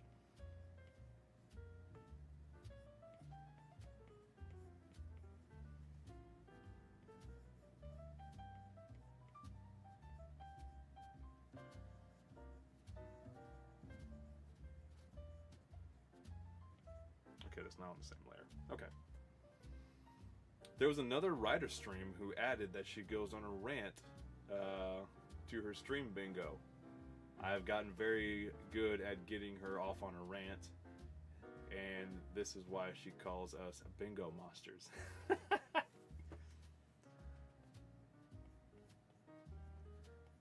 I used to have one buddy that would usually jump on a gaming stream with me, and we would go off on really, really long... Actually, sorry, I take that back. I had two buddies that we would go off on really long tangents of things, and I was like, okay, hang on, we need to like refocus, get back to the main goal of it. But yeah, I get that.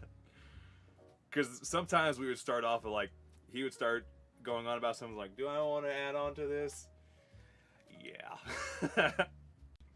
We'd kind of egg each other on with it.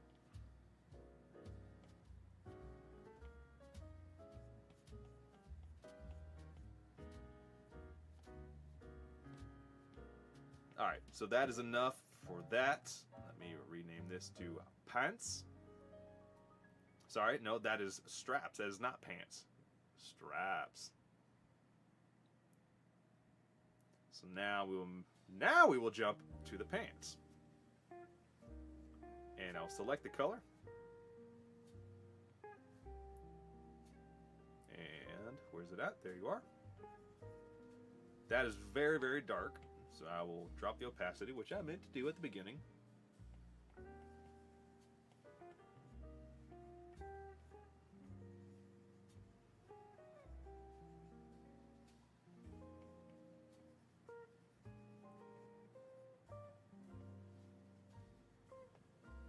Yeah, I don't need a whole bunch of detail down here. I just need to show the form of the image. And that is all that I need to do.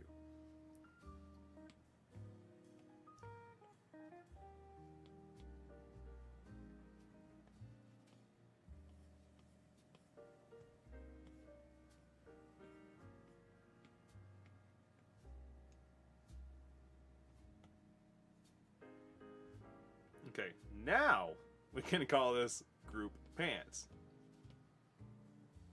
And that is the shirt up underneath. Make a layer for that.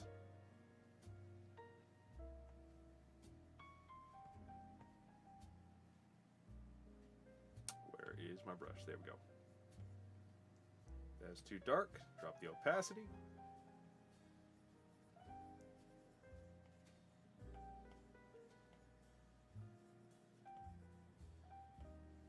So Spicy, the game screenshots that you were editing, was that for your husband, or was that just to play around with? And that actually brings up a good question. Does your husband stream or record gameplays? Or is he just purely a gamer?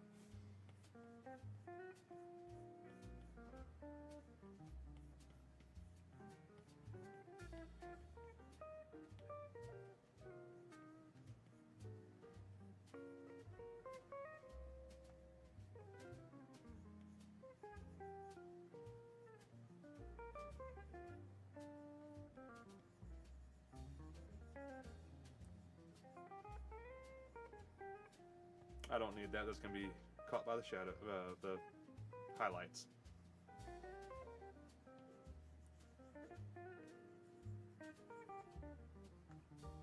Maybe not that much.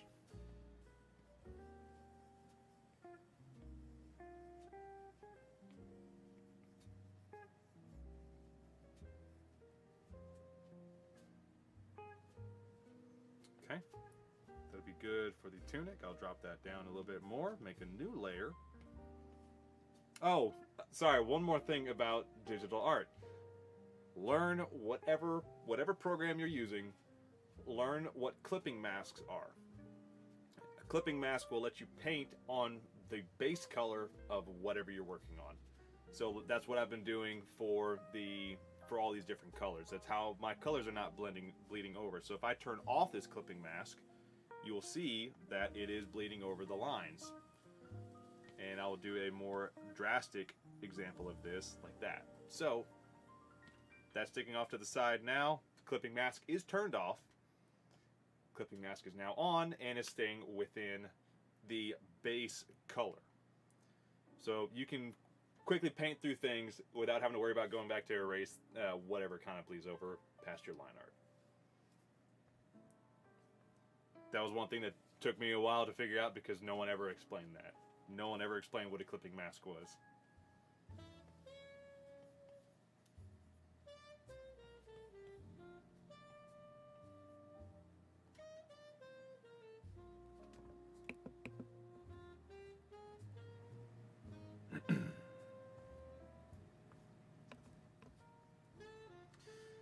Alright, so that, I got one more layer I got to do on this tunic. One more multiply layer, and I'll do an airbrush.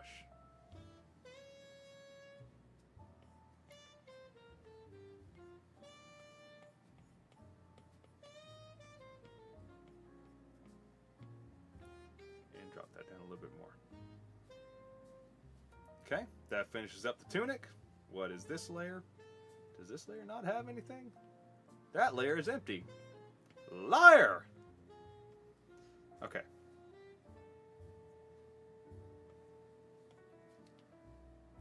So that is the scarf, the hair, the eyes, the eyebrows, and the sword and scabbard. Okay.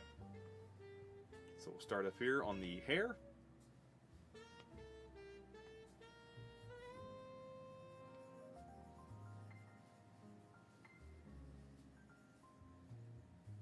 Actually, let me just go ahead and do that.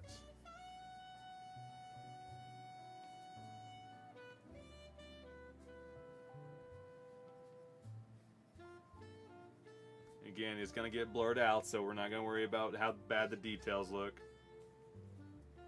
We just want to have that information there. Same thing with the eyebrows, and we're also going to drop this down because I keep forgetting to do that. As far as the eyes, well, nope. Is that not on this layer? It is on this layer, but it's lying to me. Okay. So let's jump down to the scabbard since we got a brown texture right now, or brown color. I'm also on the erase tool. That's probably why that wasn't working.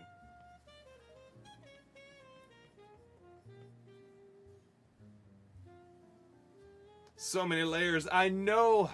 Hi Spiffy, how are you? Is this your first time coming to check out one of my streams?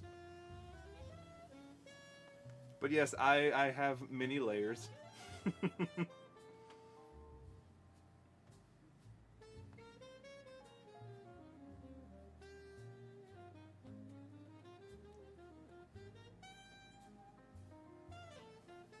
do the scarf now.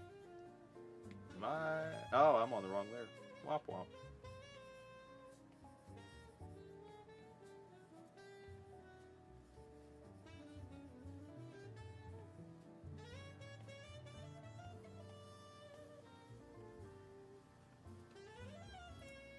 Turn that down a bit.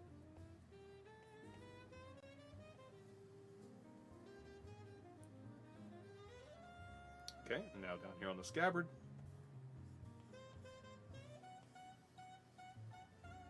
Yep, Spicy poked me to swing by and see your art. Well, thank you, Spicy. And thank you for dropping in, Spiffy. Yes, this is the full illustration. I think you saw it on Discord at one point. I think I shared it in the art channel that Spicy made. Which I did a couple more oil paintings that I really need to share in that group, so that way y'all can see them. Let's see, what is next?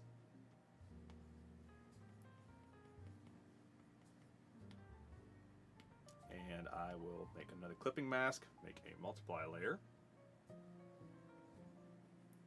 and just kind of block this in a little bit.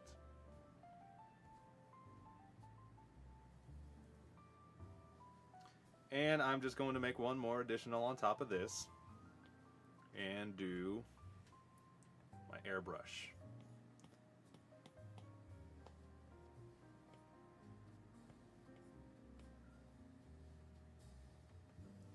And I also need to do one for the hair. Just kind of blend some of this together.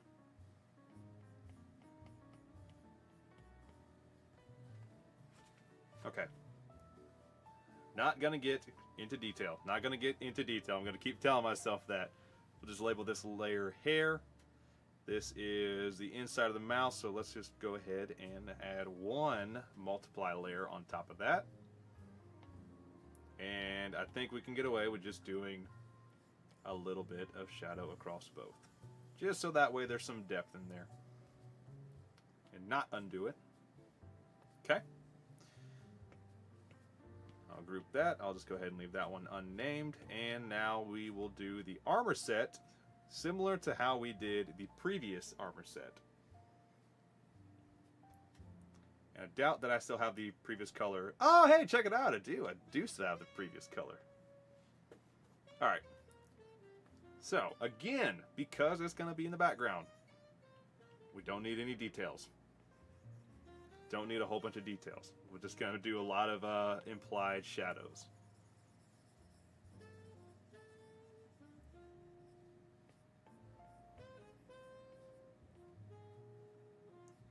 Just add this here. Do a little bit there.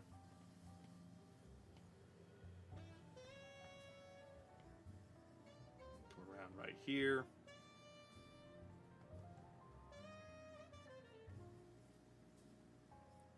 Here, around,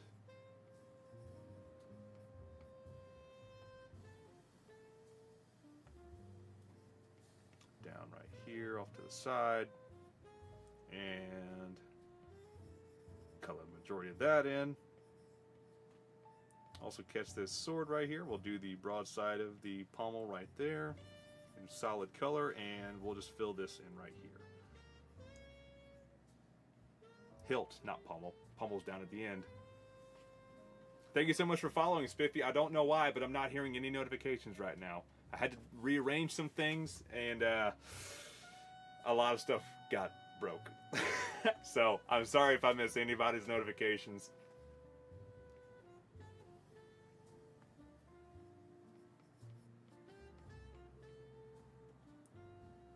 All right, let me do a little bit of shading on the eyes. And I think that should wrap up pretty much all of our characters. Let me make one more clipping mask. I really want to finish this illustration today. I do have stuff I've got to take care of too. I have to take care of today. Sorry, my mind's just not wanting to work at all today.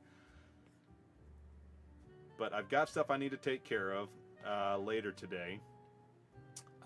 So I don't want to spend all day working on this. If I could, I would, but I can't, so I shan't.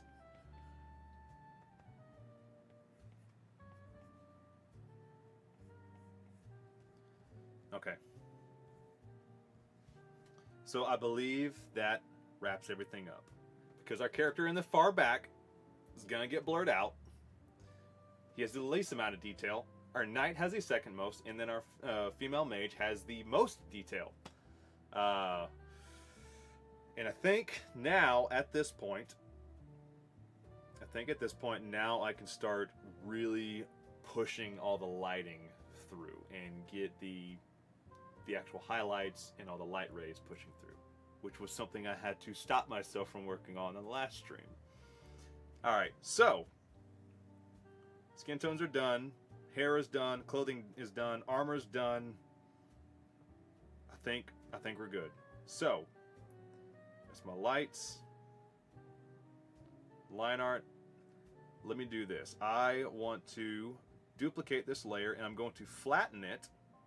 So I just have my line arts. Focus, camera, focus. And I'm going to make a clipping mask on top of my line art, and I'm going to make it a deep bluish purple color. And I'm going to apply that on top of it. And I'm going to drop this down. I may need to do a darker color.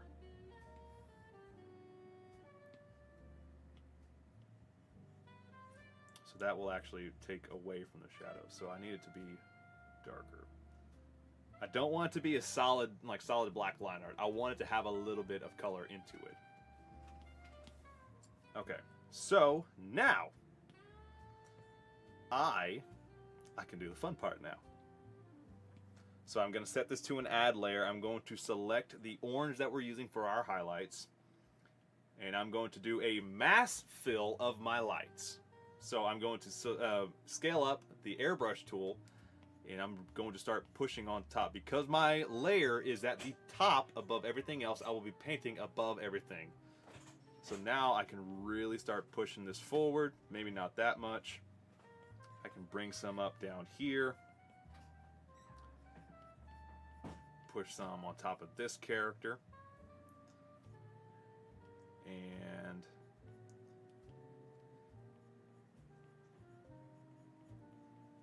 really want to make sure that we're catching the light on the edges of these characters.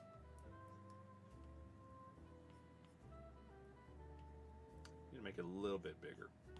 Just kind of blend this through. Get some there, a little bit on the legs. This dude's gonna be caught in so much light down there. Okay, so we got some light coming through now. Drop that down just a little bit. I don't want to make a clipping mask, that was just a habit. Now I will grab a, let's see, where's my watercolor brush at? Grab my fancy pantsy watercolor brush. And now I will start pushing those light rays through.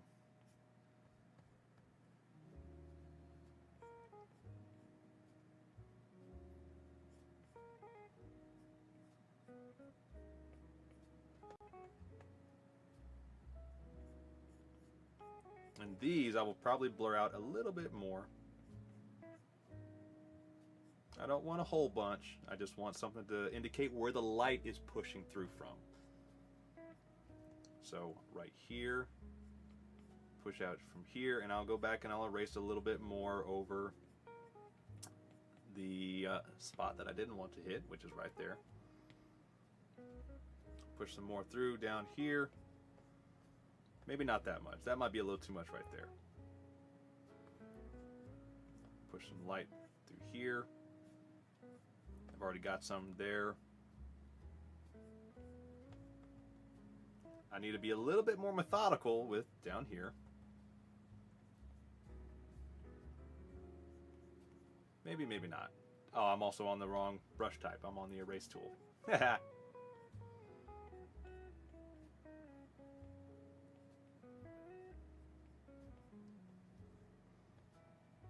let me drop this down some. I think that'll be fine there. Now what I'm going to do is I'm going to go beneath my highlights, and I'm going to set this to another multiply layer, and I'm going to select the purple color that we have for our sky. And let's see. Can I just do things with this brush? Or do I need, hang on, let me redo this. Let me rethink this. Am I thinking wrong with the multiply brush? Do I just want the color? Is it the color?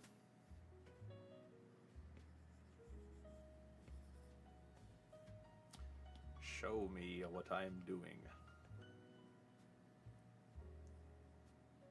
It's not divide. No, exclusion is going to work in the opposite of what I'm wanting to do. It's not overlay. Oh, that's why. I was clipped to the wrong layer. Okay, let me redo this. New layer. Multiply. And let's see. Let's paint with this texture. Let's see how far we can get along on this. Because I just kind of want to add a little bit more shadows to the... What we're looking at is the front of the characters.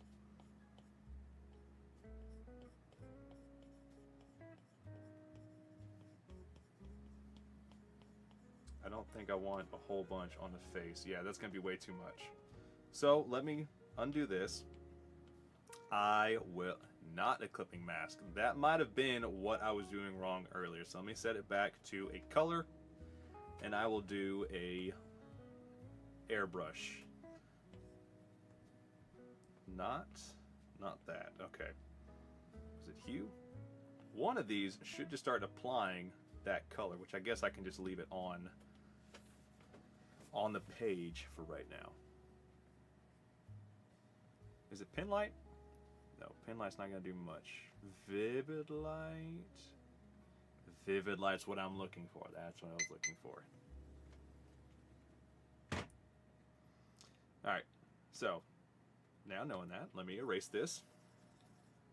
Let me just move that off the screen. Okay, so now, how long have you been creating digital art like this? You seem in your element, as if all this is second nature to you. I have been an artist my entire life. I think I got into digital illustration about 2015-ish. And I started out on my dad's copy of Photoshop, and I was just playing around with different things in there. But I've been doing digital art for a very long time. But I've been an artist my entire life. I think there's only been like 3 years that I have not actually created art. 2 of those were very stressful times. We're not going to talk about that. But I love being creative. I love learning new creative methods and different aspects of creativity. So, like my face is always buried in a screen, but not in a bad way. Like I'm always learning something. But yeah, I love digital art. I love traditional art. I love being able to help out other people with their crafts, not for my glory, because I genuinely I want people to be creative. I want people to make cool art. I want people to share their cool art with me. So that's my mentality about a lot of things, especially with art, and that motivates me to continue learning more, because I don't want to lead somebody in the wrong direction with creativity. It's rewarding knowing that you help somebody with that. But I did two art jobs that really propelled my career into digital art. I don't do it as a career anymore. I've stated that numerous times in past videos, or we won't get into that story. But I did artwork for one streamer, and that was kind of like the catalyst to really launch me into doing illustrations like this. I was kind of doing illustrations like this, but not like super hardcore. It was just kind of like lighthearted stuff. But I did all of her stream graphics, and I think it was in total of 50 different graphics, and that really helped me to develop different skills in digital art and really kind of push my limits. And then I did work with this is actually my very first graphic design job. Was a little firearm safety course here in Louisiana. They needed a new logo. They needed some social media graphics. So reached out to me, and I did some work for them. And I really had to test my knowledge of design for that. So doing a actual job, like having a gig to do something, will really.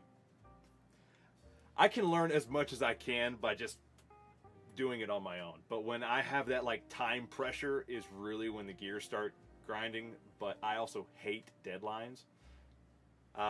You want to become an illustrator too. It is so much fun, but there's also a lot of stress to it. My cousin wants to get into graphic design and social media advertising, and I had a very lengthy conversation with her. I encouraged her completely, but I didn't hold anything back. There are stresses in it that a whole bunch of people really don't want to deal with. And for me personally, I stopped trying to pursue art as a profession because I hated the stress that came from it. I was also having problems with my heart back then, and I couldn't handle the stress at all. And the client that I was working with was very unruly and just didn't have any kind of any type of compassion for other people. They wanted what they want. They wanted what they want. So I was like, I'm done. I'm just gonna do things for fun. I'm gonna help people. I'm gonna make art that I like. And if I make something for somebody, it's gonna be a gift. But if you're gonna be an illustrator, if you're gonna be a graphic artist, get everything in writing. If you're doing things for money, get everything in writing. Because people will try to screw you over. I did one graphic for a previous boss of mine that was supposed to be a paid job. I didn't get it in writing. I knew better. And now I look at that on a billboard every single time I pass by it. Never got paid for it. No recognition for it. I didn't do it for recognition. I did it because I was the only artist at that company. So, but if you're trying to get your feet wet into the art world, professionally wise, if you can find some live streamers, very like low end live streamers, and you might actually like be able to get away with doing a large scale streamer, but offer to do a couple of illustrations for them, or just send them an illustration just as a random gift, and there's a good chance that is going to spark something in them, as like, I like this art, I like this person, I want to do work with them. That's how it worked for me. Someone asked a question a while back, what is something that people don't do anymore that the current generation is missing out on? And some answered have hobbies, just to have hobbies. And that kind of hit. Everything is a side hustle now. I hate the term side hustle. Short, plain and simple. I hate it. Dude, you're scaring me. Am I making a mistake becoming a graphic designer? Absolutely not. 100% not making a mistake. As I said, I will gladly help you with any kind of questions that you have, but I'm not going to sugarcoat anything. But that's how I am with every other type of career path. You want to get into construction? Okay, these are the things you got to know. These are the things you're going to be dealing with. You want to get into programming? These are the things you got to know. These are the things you got to deal with. That's how it is with every career. There's stresses out there, and sometimes you can't figure it out until your feet are like you're already sunk in the mud. But if you're passionate about art, I'm going to look at you directly. If you're passionate about art, do not give up on art. If you want to make it a career, by all means make it a career. Don't take advice on that from some random dude on the internet. I want people to be encouraged, not discouraged. But I want you to know what you're going to be facing. Just have fun. Best advice I can give to an artist. Just have fun.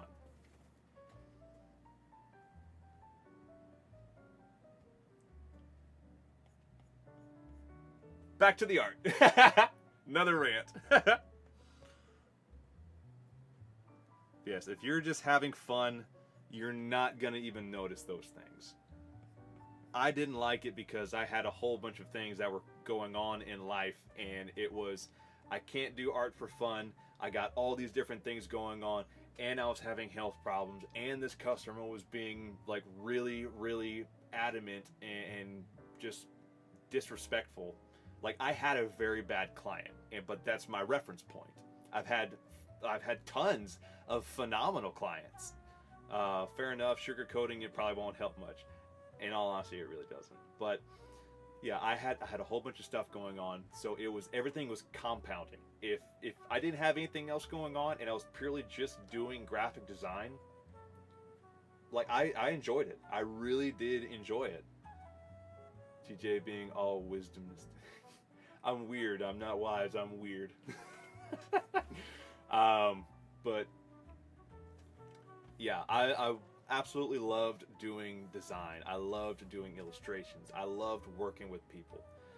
But there is stress involved, and at that point in time, I couldn't handle that stress. So I pushed it off, and I said, I'm done. And I got to a point to where I couldn't make art for me anymore. I was always having to make it for other people, and I couldn't enjoy it that way.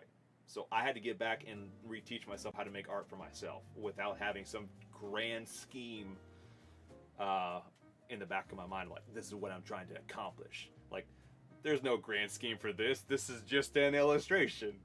There's no grand scheme for live streaming any of this. It's just showing y'all my art. That's it. But if that's something that you're passionate about, 100% go for it. Just don't let your passion only become your profession, because then you're gonna hate it. Like right now, my passions are being creative. My passions are having fun. My career is drafting. My career is working with automation engineers. Like, I never had any type of interest in that kind of stuff, but I get to use my creativity in that career. TJ, the weird and the wise. I'm yeah. I'll just go. I won't fight it. I'll just accept it. Rough when a client doesn't know what they want. Making art for others can be stressful for sure sometimes. You know what you're talking about, Spiffy, because you paint windows. I'm assuming that's what you do that as a side profession. Is that right? But even still, working with other people, it can be stressful. But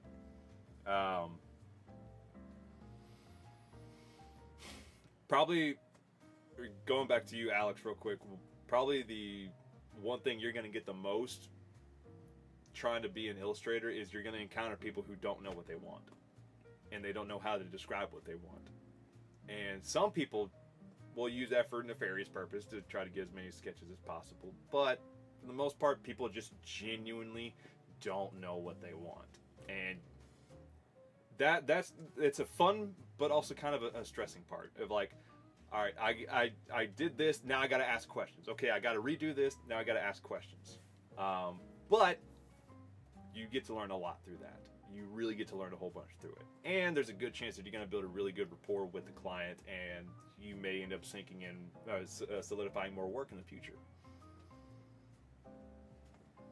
But I'm not trying to stress you out. I'm not trying to make you worry about this. If you want to, go for it. Don't listen to some random guy on the internet.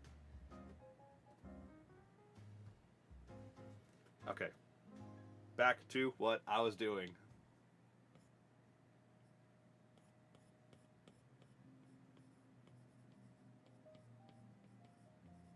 I don't want to add too much on top of the face because I don't want it to just kind of wash everything else out. Just add a little bit more there. Can I do this all in the same? I can probably do this all in the same layer.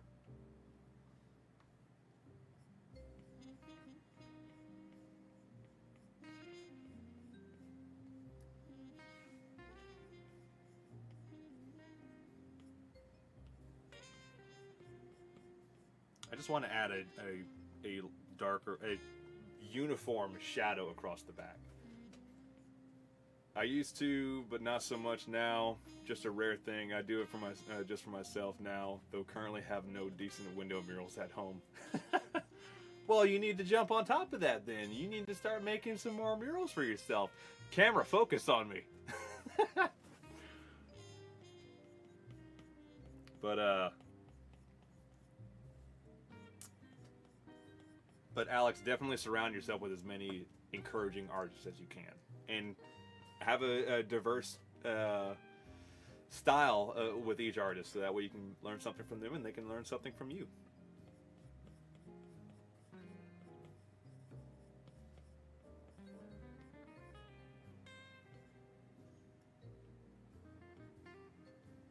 When you come to visit, I have a big floor front window.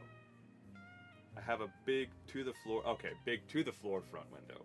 Well, see, there you go. Now you got a canvas.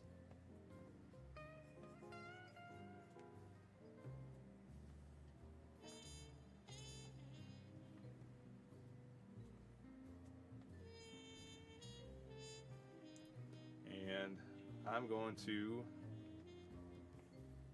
do another one way down here.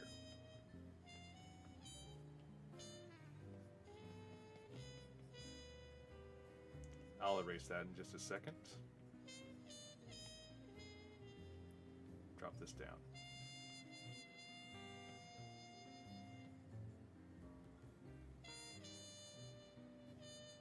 Sorry I said that in a weird way. I'm a writer. I know how to use words, I swear. Are you sure though? Are you sure? I'm just messing with you. I'm not a writer and I don't use words correctly. My intention is always the best, but my words are never right.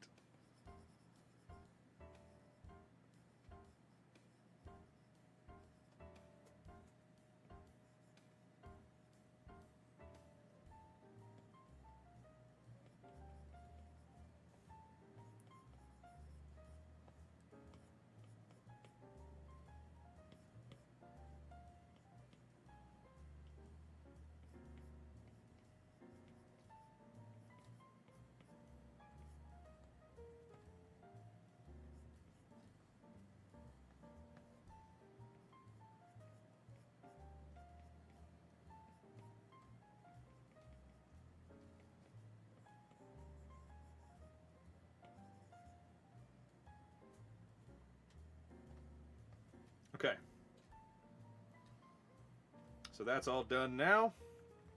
I am going to add, I can probably do it in orange. I can do an orange highlight. I want to add in some highlights. Just a few, just something there. That is not a highlight layer.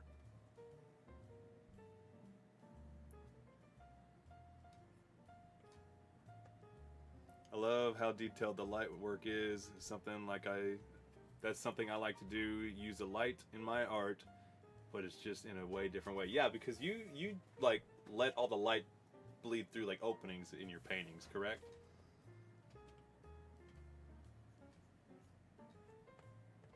Can't language most of the time, so I get it. You're among like-minded people then. Can I just do this? Can I go on top? I'm not clipped to anything. I was not trying to be clipped to anything.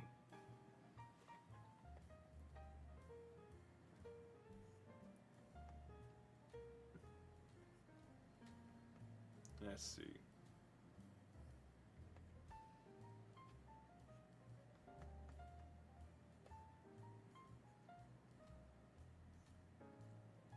How does that look? Is that what I want? I want to have some hair strands coming off, but it might be a little bit difficult with the line art being like that.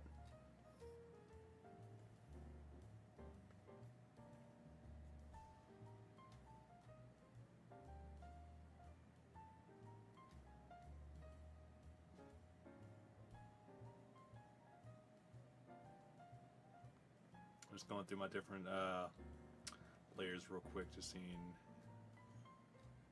not my layers, my blending mode, seeing how I want this to actually look. Go ahead and set this to screen, I believe. Yep, Yep, and it helps if the window has direct sunlight at some point in the day. Yeah, that's true. Yeah, once it starts shining through, and technically you've done two. You got the shadow, and you've got the one on the actual window.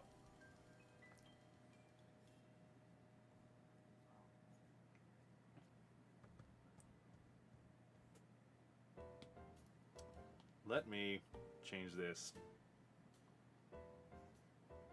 I want this to have a little bit of a blue or purplish tone to it. So let me take this back to normal and select it, which that's probably not the most accurate color of it, but we're gonna work with it. Now I want to come back in and add some highlights on the actual hair.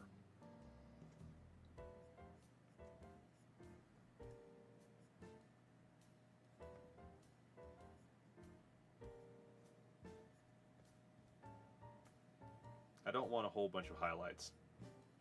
Highlights can they're so cool and they really add to an image, but they can also really take away from an image.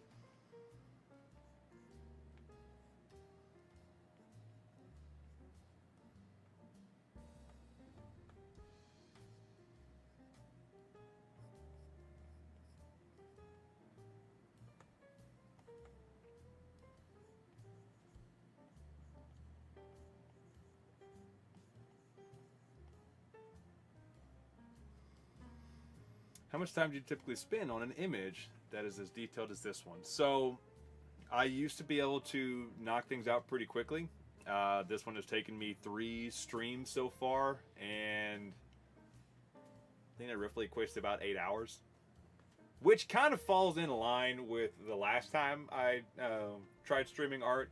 Was I did about 8-hour art sessions. I don't do that now, but yeah, about 8 hours for something like this these days. Also because I'm hyper fixating on details that really aren't necessary. If I wanted to just paint through as quickly as I could, there's a lot of these steps that I could leave out, but I'm not, because I don't want to. But something that's not as detailed as this, I could probably get away with about like 3-4 hours. Like if I'm just doing, like if I didn't have a background and it was only 1 or 2 characters, that'd probably be about 3 hours.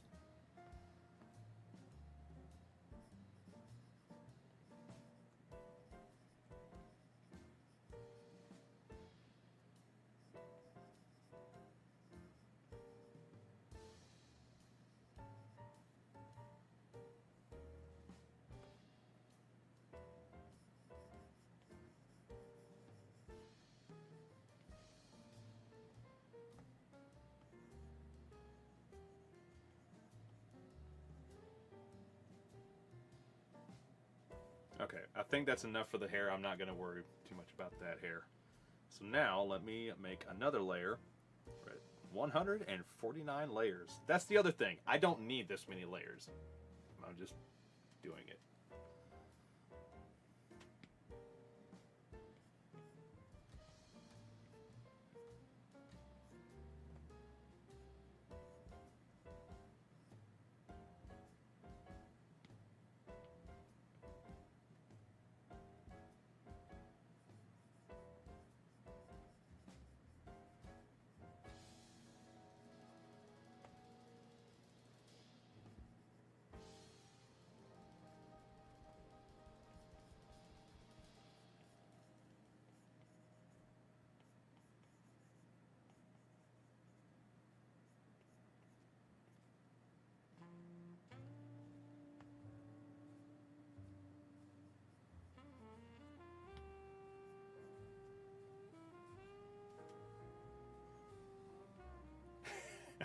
Yeah, it's a lot of layers. I've maxed out a program before.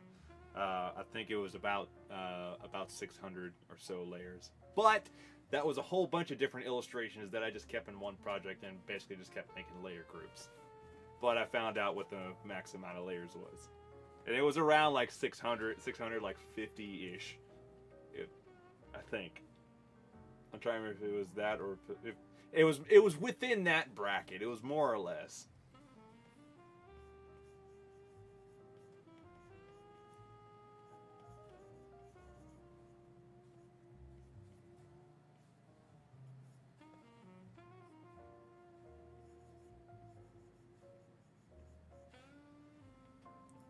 that much.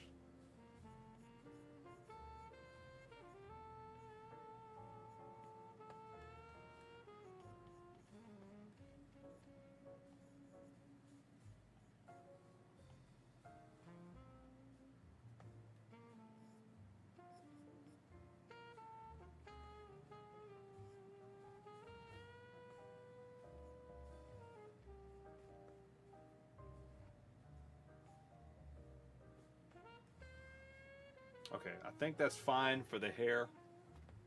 I need to do a little bit of work on the beard. I'm just gonna do kind of roughly the same thing like I did for the shadows. I didn't know it was the max numbers of layers you could have. That's interesting. Well, it depends on the program and the device. So like on a previous version of the iPad, I think it was like the iPad Pro 11, something like that.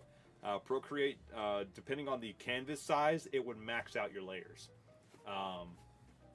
Like Photoshop, I don't know what they've done recently. Clip Studio Paint, I don't know what they've done recently.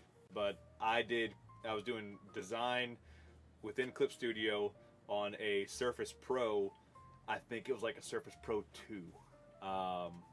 And that's how I maxed out on that one. I think it's all relative to like what the file size would ultimately come out to. I think it's to keep a file size down. I don't know exactly, so don't quote me on that one. But like, for example, I think this one on this size, this is, where is it at? Canvas, crop and resize. So 179 layers is the max for a 7:9 on Procreate right now at 300 DPI. Which means I'm about to run out of layers soon.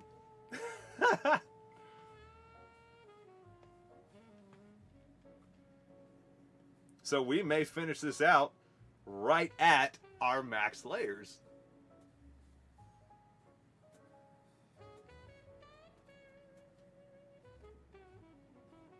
Okay, so that is the hair. What is this set to?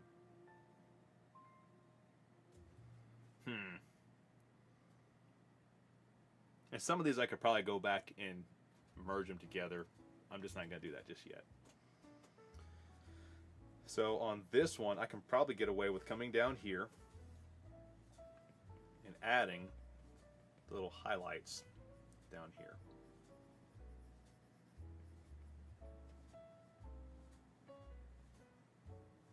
Okay. Yeah, so like I've got to still add layers or highlights. That's the word I'm looking for. I still need to add highlights to my characters, not just on the hair. I have to add that to the actual physical characters. So I'm going to add. I'm going to go back to this. And let's see.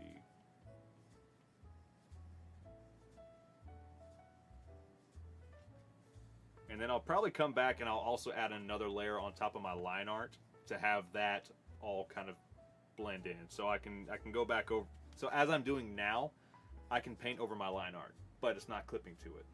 It's bleeding over it, and I don't want that to happen.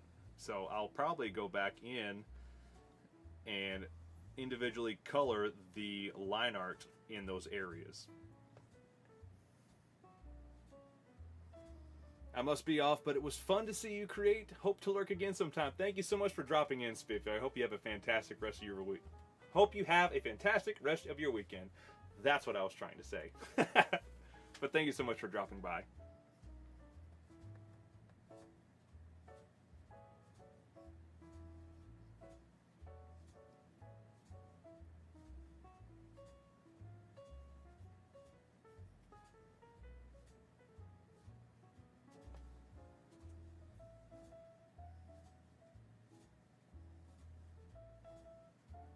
Okay, that's not going to help. And I'm just doing the harsh lighting, like the very, very hard lights.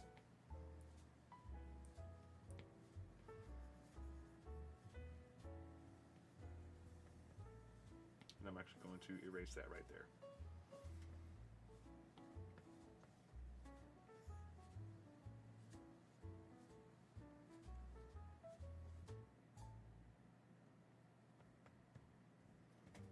some of these I got to come back and I've definitely got to add a little bit more to.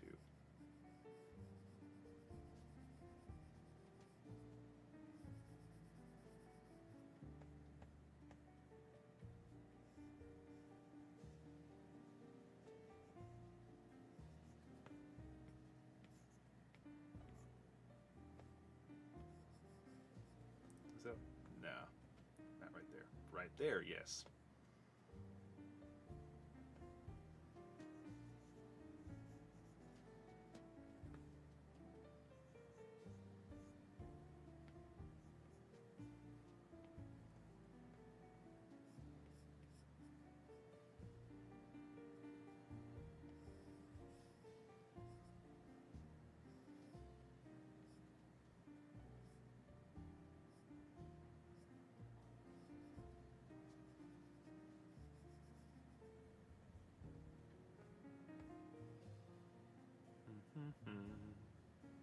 Let's see. Come down here. Well, not like that.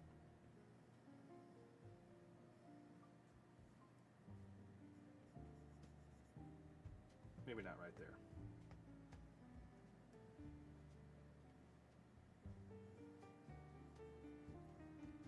Yeah, I'll avoid going over my liner as best as I can right now.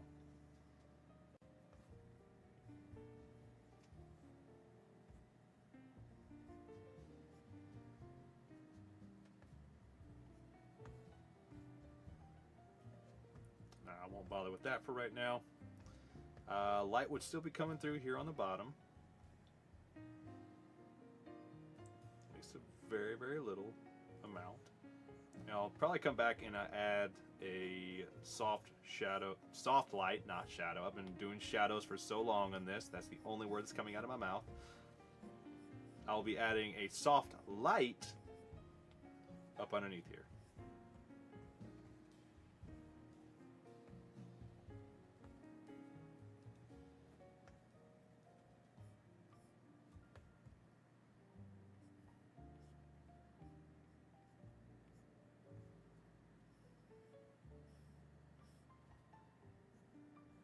I'll also drop the opacity a little bit more on this once I get closer to the end.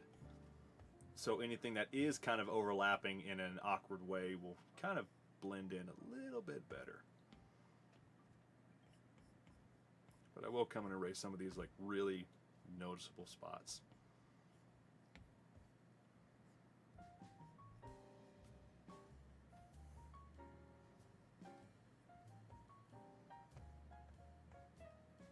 I don't know if I want to add any orange highlights to the hair. I probably won't. Let me not do that.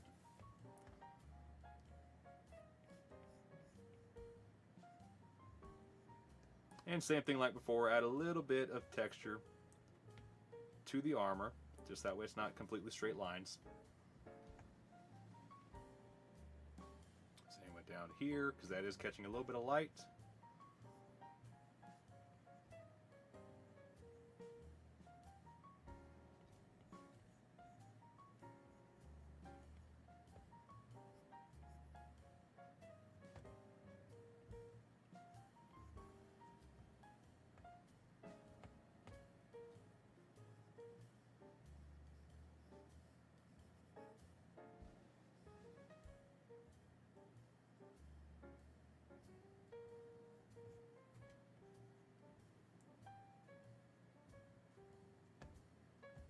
Okay. So now I'll come down here and I will do the same on the belt and the leather arm wraps. If I can draw it right.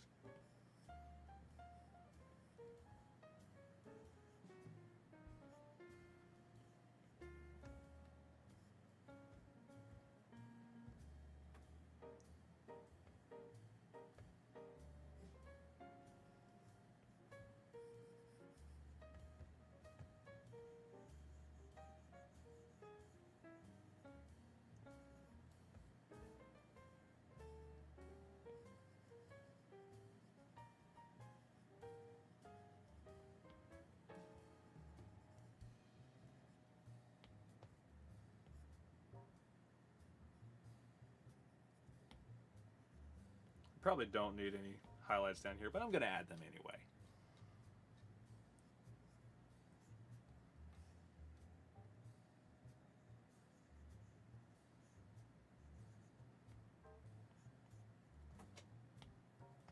And come down over here.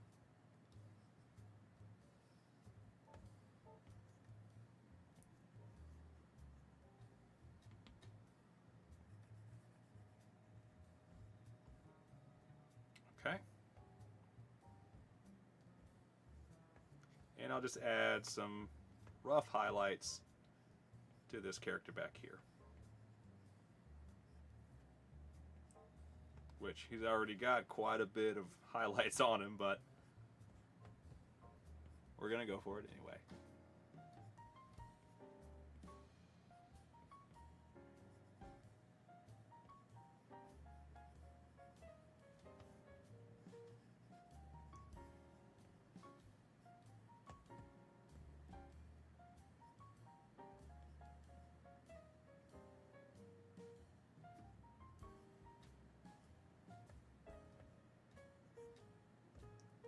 Maybe not that much. Definitely not that much.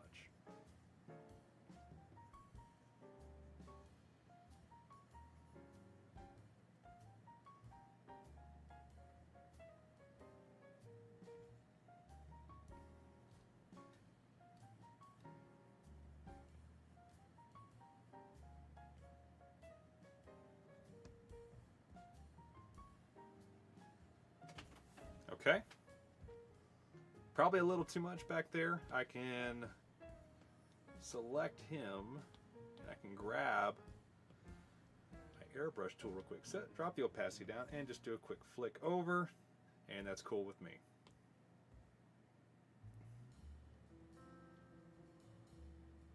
So I think I'm trying to think. Let me go above.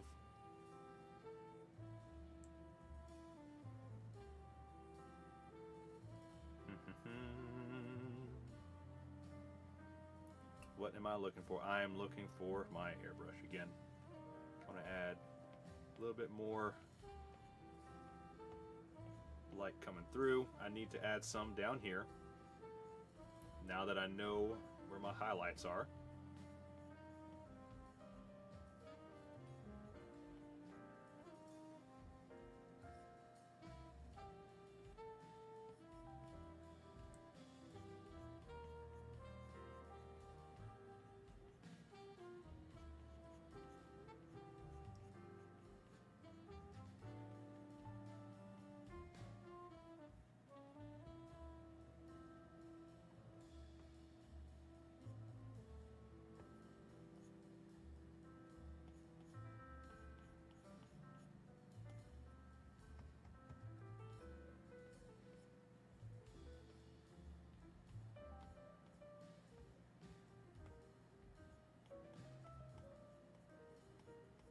Whoop, too much.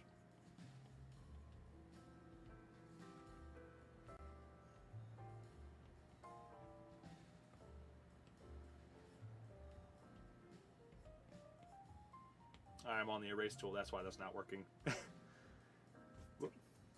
Hi there too, I'm Alex, came here from YouTube to subscribe here too. Well, thank you so much. Artistic Raccoon, that's a very funny username.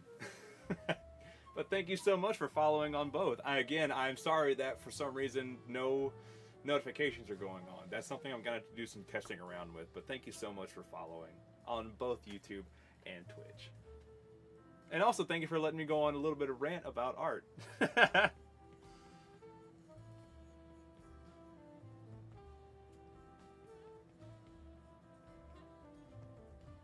think it's a little too much down here.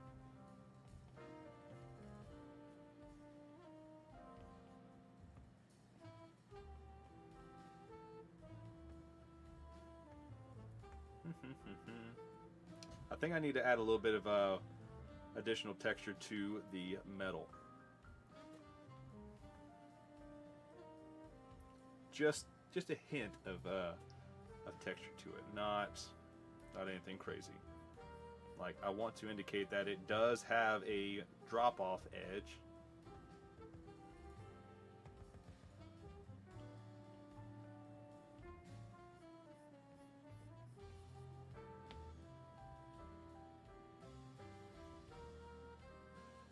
go on rants all the time. You're good, don't worry. Awesome.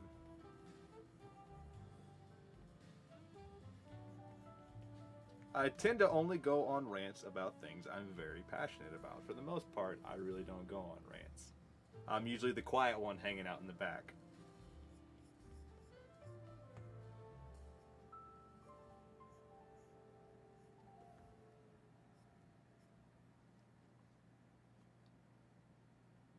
Also, it's your channel, do whatever you want. That is true, but I still want to be entertaining. I'm not trying to do this for a profession or get recognition. I'm just doing this to have fun, but I also want to be helpful and not...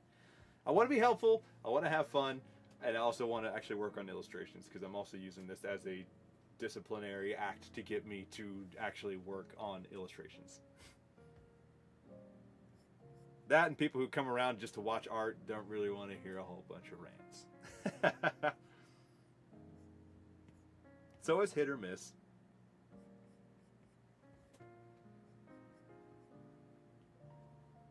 I'm supposed to just be adding highlights to the armor. Just the armor.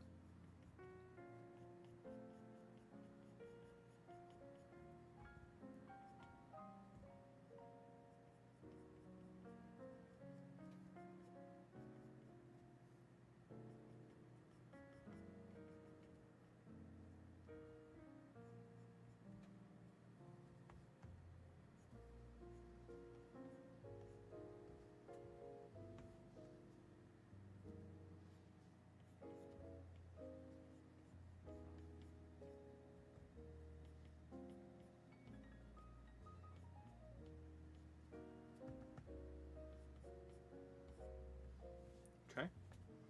Let's see, can I... Nah, I don't think it's gonna look good adding it there.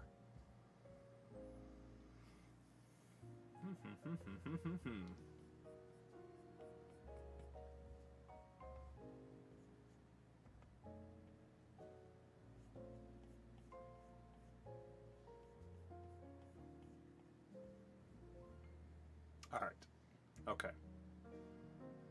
I think I'm happy for the most part. Is that a little too much? Let me drop that down just a hair. And where is that group of lines? Right there. I want to drop the opacity of this just a bit. I want to add a... Is it an overlay that I'm thinking of? Is it an overlay? Possibly. I just want to add a little bit of a warm tone to the image to uniform it all. Let's see. I don't want to do hard lights. Is it vivid light? I think it might be vivid light. I want to play around with this, see if I can figure out what I'm trying to go for.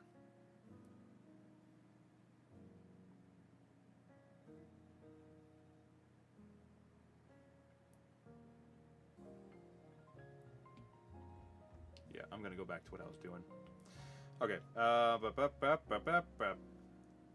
color, no. Luminosity, no. Saturation, no. I think I'm gonna stick with vivid light. Vivid light will kind of bring everything together in a uniform way. And let me do a purple vivid light. It's a hard light. And I will erase. I'm just going to play around with this idea real quick, see if it's going to do what I want it to do. I want to kind of blend the two together. Like all this, I want this to be majority orange, but I want there to be more purple in the shadows. So is that kind of what I want? A little bit. Okay. So, let me think. Let me decide if this is finally the point where we start blurring out the background and wrapping this image up. Let me think. Let me try this.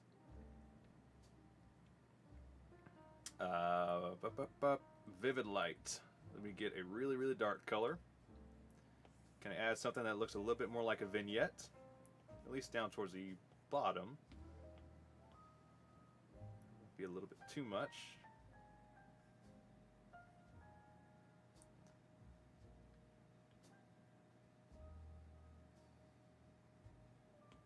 Okay.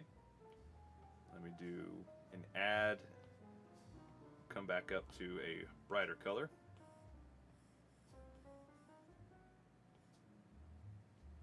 That might be a little too much. I think that's a little too much. No, hang on. Is it blending right? I think it's blending okay. I'm gonna leave it there for now. I'm gonna leave it. I'll come back down to my line art. This is what I was talking about earlier. And now, in areas that are lit up, I will try to add a little bit of highlights to that.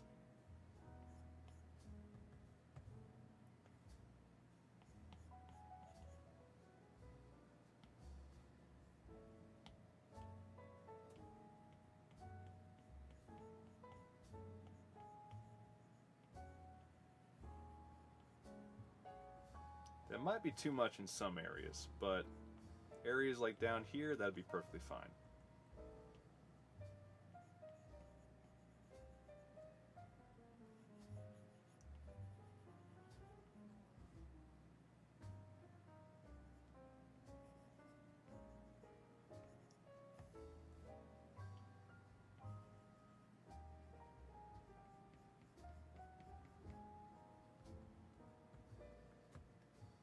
Because I've also used my line art as my shadows, I don't want to take away entirely from them because I do use them as the darkest parts of my image.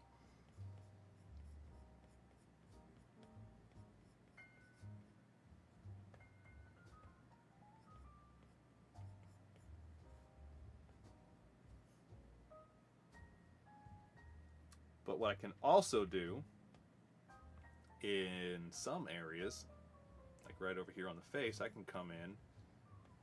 It's not going to be how I want it to be because I've got too large of a gap between the lines. So I'm not going to worry about that too much. Even if I came in on this layer, yeah. Let's do this. Let me select this dark pink. Yeah, that's the empty layer.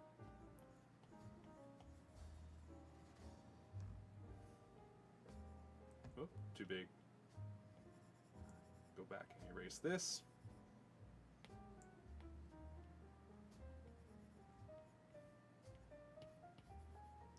How would that look if I made all of my lines like that? A bit pink.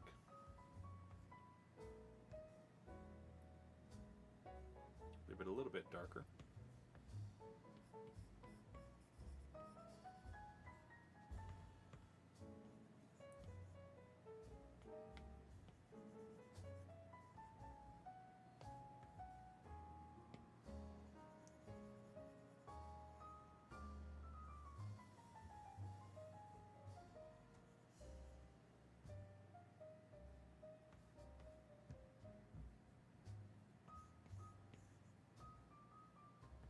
Probably not like that. Do more of a desaturated color. That's fine. I just kind of want it to roughly match the skin tone. Down here, as I've stated before, you're going to get blurred out, so it's not really going to matter.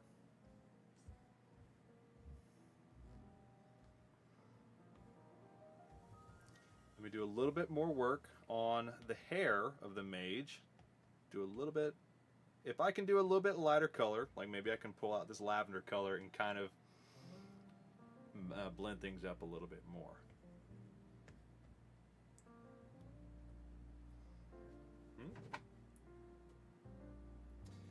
Sorry, 004 Chevy. Give me 1 second. I've got auto mod turned on over on Twitch.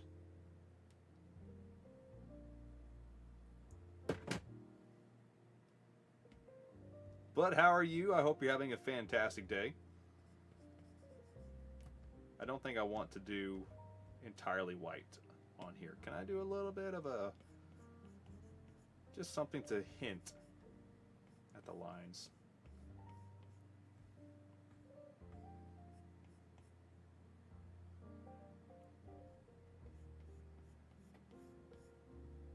I don't know if I want to do that.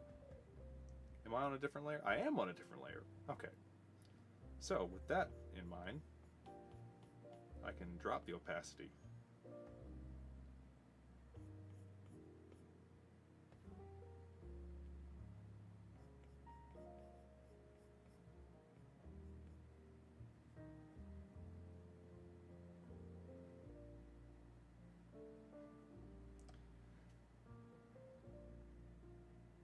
I'm doing pretty good. I'm doing very good. And okay, I won't apologize. Sorry, I just did that again. I'll apologize however many times I want. But I am doing wonderful. How was your Saturday going?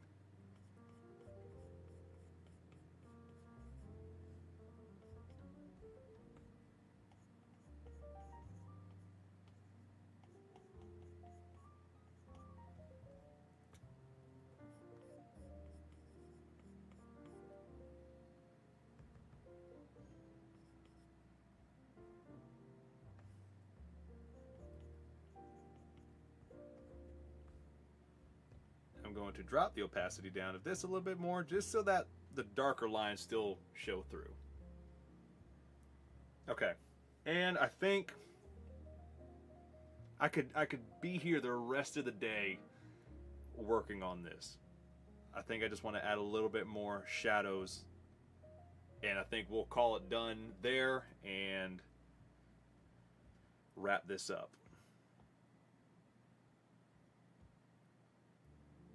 Just vibing and chilling and cooling. That's good. Glad to hear you're having such a good day. So, how'd you come across my stream? Are you an artist as well? If you are an artist, what type of art medium do you work with? What do you do? Digital? Do you do traditional? Do you just like watching art? Or am I just completely randomly popping up on your feed and you just decide to stick around?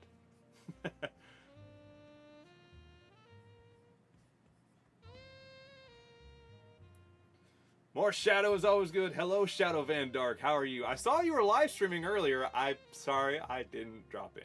I'm sorry.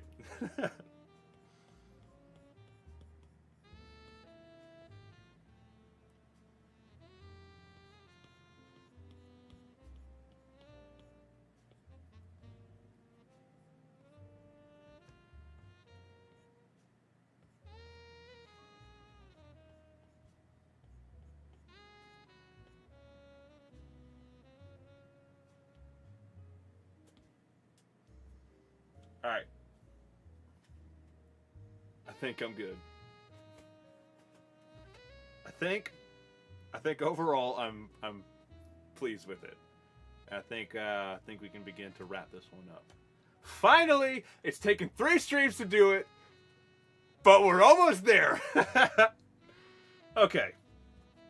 So, first off, I want to do this. Let me duplicate this so that way I don't screw up any of my stuff.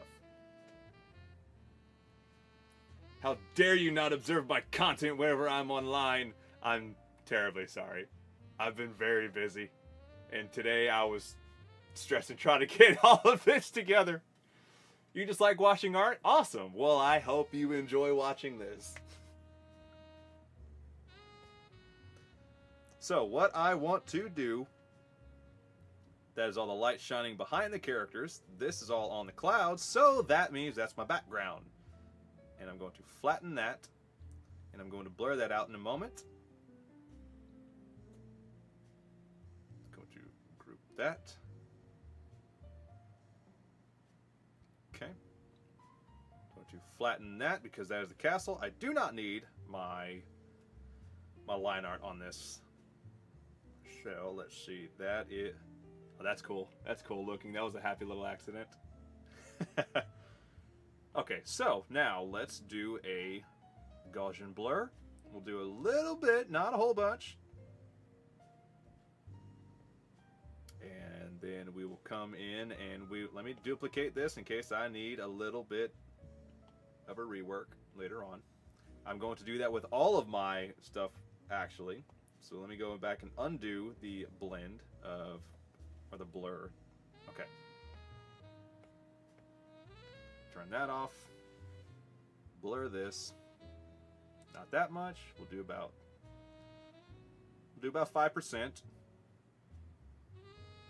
Duplicate the castle. Crank it up to 300%. I think I can only go up to 100%, but okay, we'll do that. So here, look, this is the back, this is the castle. 100%. Oh my gosh, the castle's gone! Somebody took the castle! Oh no, there it is. It was illusion magic.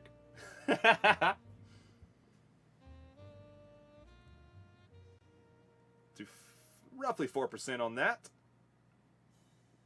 And I may do a clipping mask on top of that and add some shadows and highlights to that. So characters now.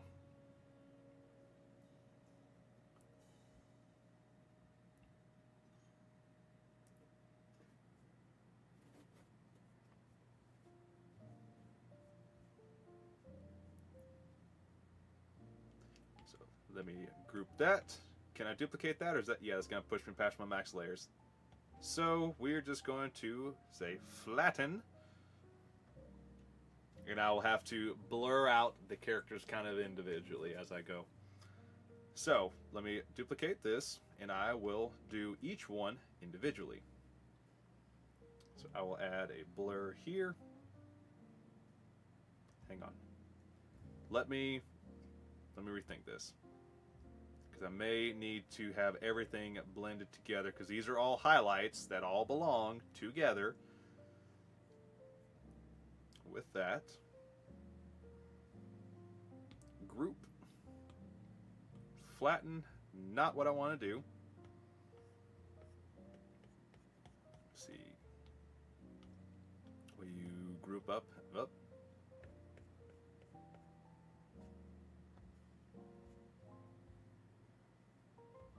No, okay. You're not one to blend how I want you to. So can I just blend all of these together? Yes, I can. That's still not going to work. All right. So, yeah, that's not going to do how I want it to be. All right. So, that's good to know. So, I really would like to try and how do I want to do this? I want to blur out the characters. So I will blur you out.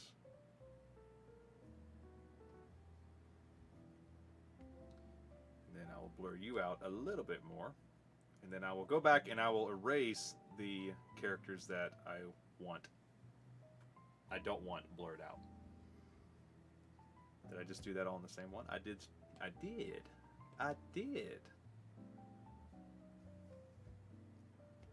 Okay, so let me duplicate this one, because that is all the characters that are, and let me lock that so that way I don't screw it up. And now we come back through and I will erase, nope, wrong one.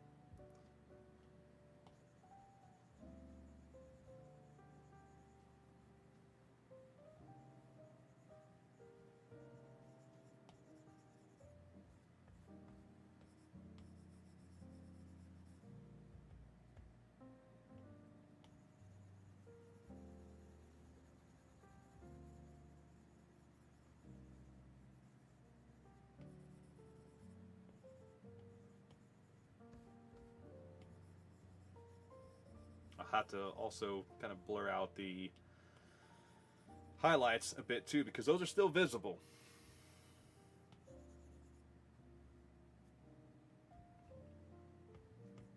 Like, let me see, can I do this? Can I? I'll do a little bit of blurring. That's fine. Yeah, that's fine. Let me do 2%. 2% of a blur, and that's perfectly fine for me. And let me duplicate the mage one more time. And I'll add a little bit more of a blur, but that is only because I want to blur out as it goes down. I want to bring the focus to the top half of the character. So let's see.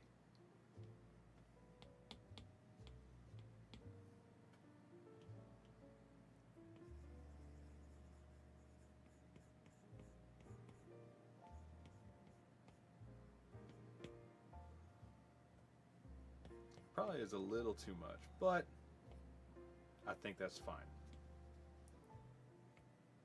I'll also do that.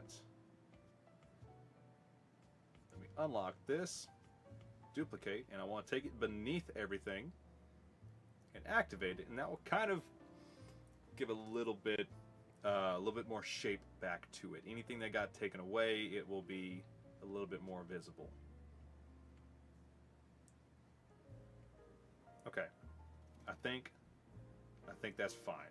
So now let me jump back to the castle layer. I'll create a clipping mask for that. I will do a multiply layer.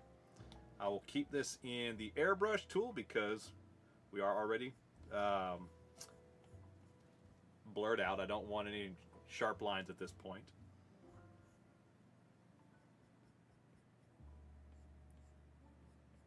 And all I'm doing is just adding a little bit of darker pockets to show the form in case anything got taken away from it.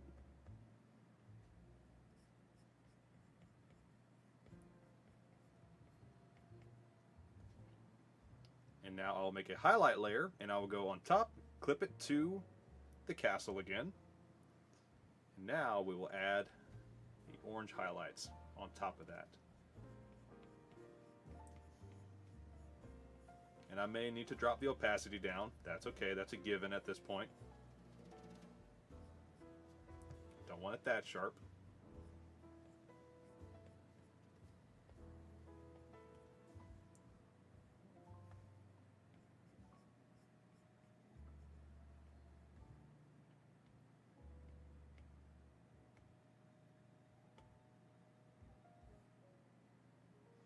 And I think I'm going to go ahead and say it's done right there. Again, I could be sitting here the rest of the day working on every little last bit of detail for it, but I think that's going to wrap it up here. Because I got all my characters shaded, got all my characters highlighted, got the sky highlighted, painted and blurred, got the background blurred, got the characters progressively blurred as they go off into the distance, and I think we're done. I think we're done. It's taken 3 streams to do it, but I think we're done. I think so. I really think we're done here. But I love the way that some of these colors have come out. I didn't do as much detail down here on the gemstones as I wanted to, but I also wasn't 100% confident on that anyway. Not overworking the art. Who are you and what did you do with TJ? TJ's gone. I'm now more moderation TJ. But I do think this is a phenomenal wrapping up point, and I think that will finish this one off. So hopefully next time we'll be working on a brand new illustration if I don't decide to come back to this one. But I don't think I will be.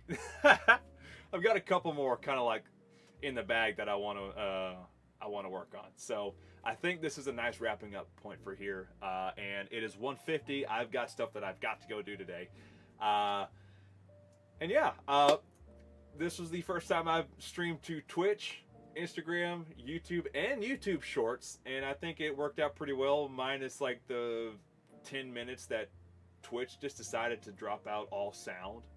So, but I think it worked out pretty good. If you guys liked seeing me in these different formats and on these different platforms, and please let me know how y'all like it, and we'll continue on doing that. Or if you just want me to stay on Twitch, I'll just stay on Twitch. But as always, fantastically cute and great art. Glad I was able to tune in time for it again.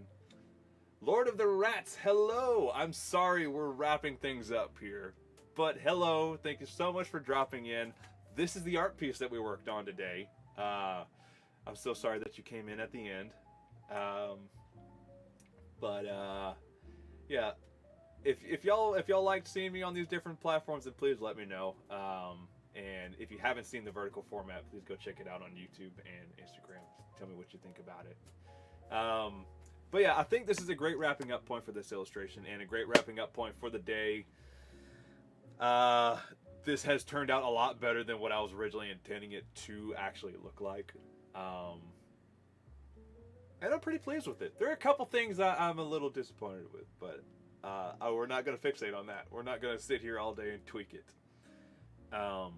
But yes, I hope you all had a fantastic time watching. Thank you so much, everybody, for coming in and chit-chatting with me and hanging out with me on this fantastic Saturday. I hope you all have a great rest of your day. I really thought it was still in the morning. It's not. It's 1:52 in the afternoon. But yes, all of y'all have, again, thank you so much for hanging out with me and working on art pieces. If you worked on anything while you were here, please shoot me a message. Let me see what you were working on. And yeah, I'll catch y'all next time. I don't know when I'm going to stream again. Again, it's all about when I have time. But I want to do it as much as I can. But it's all when I have time. But, sorry, my audio's catching up again. Let me take this out so I don't have to hear myself talking now. And I can also take these off.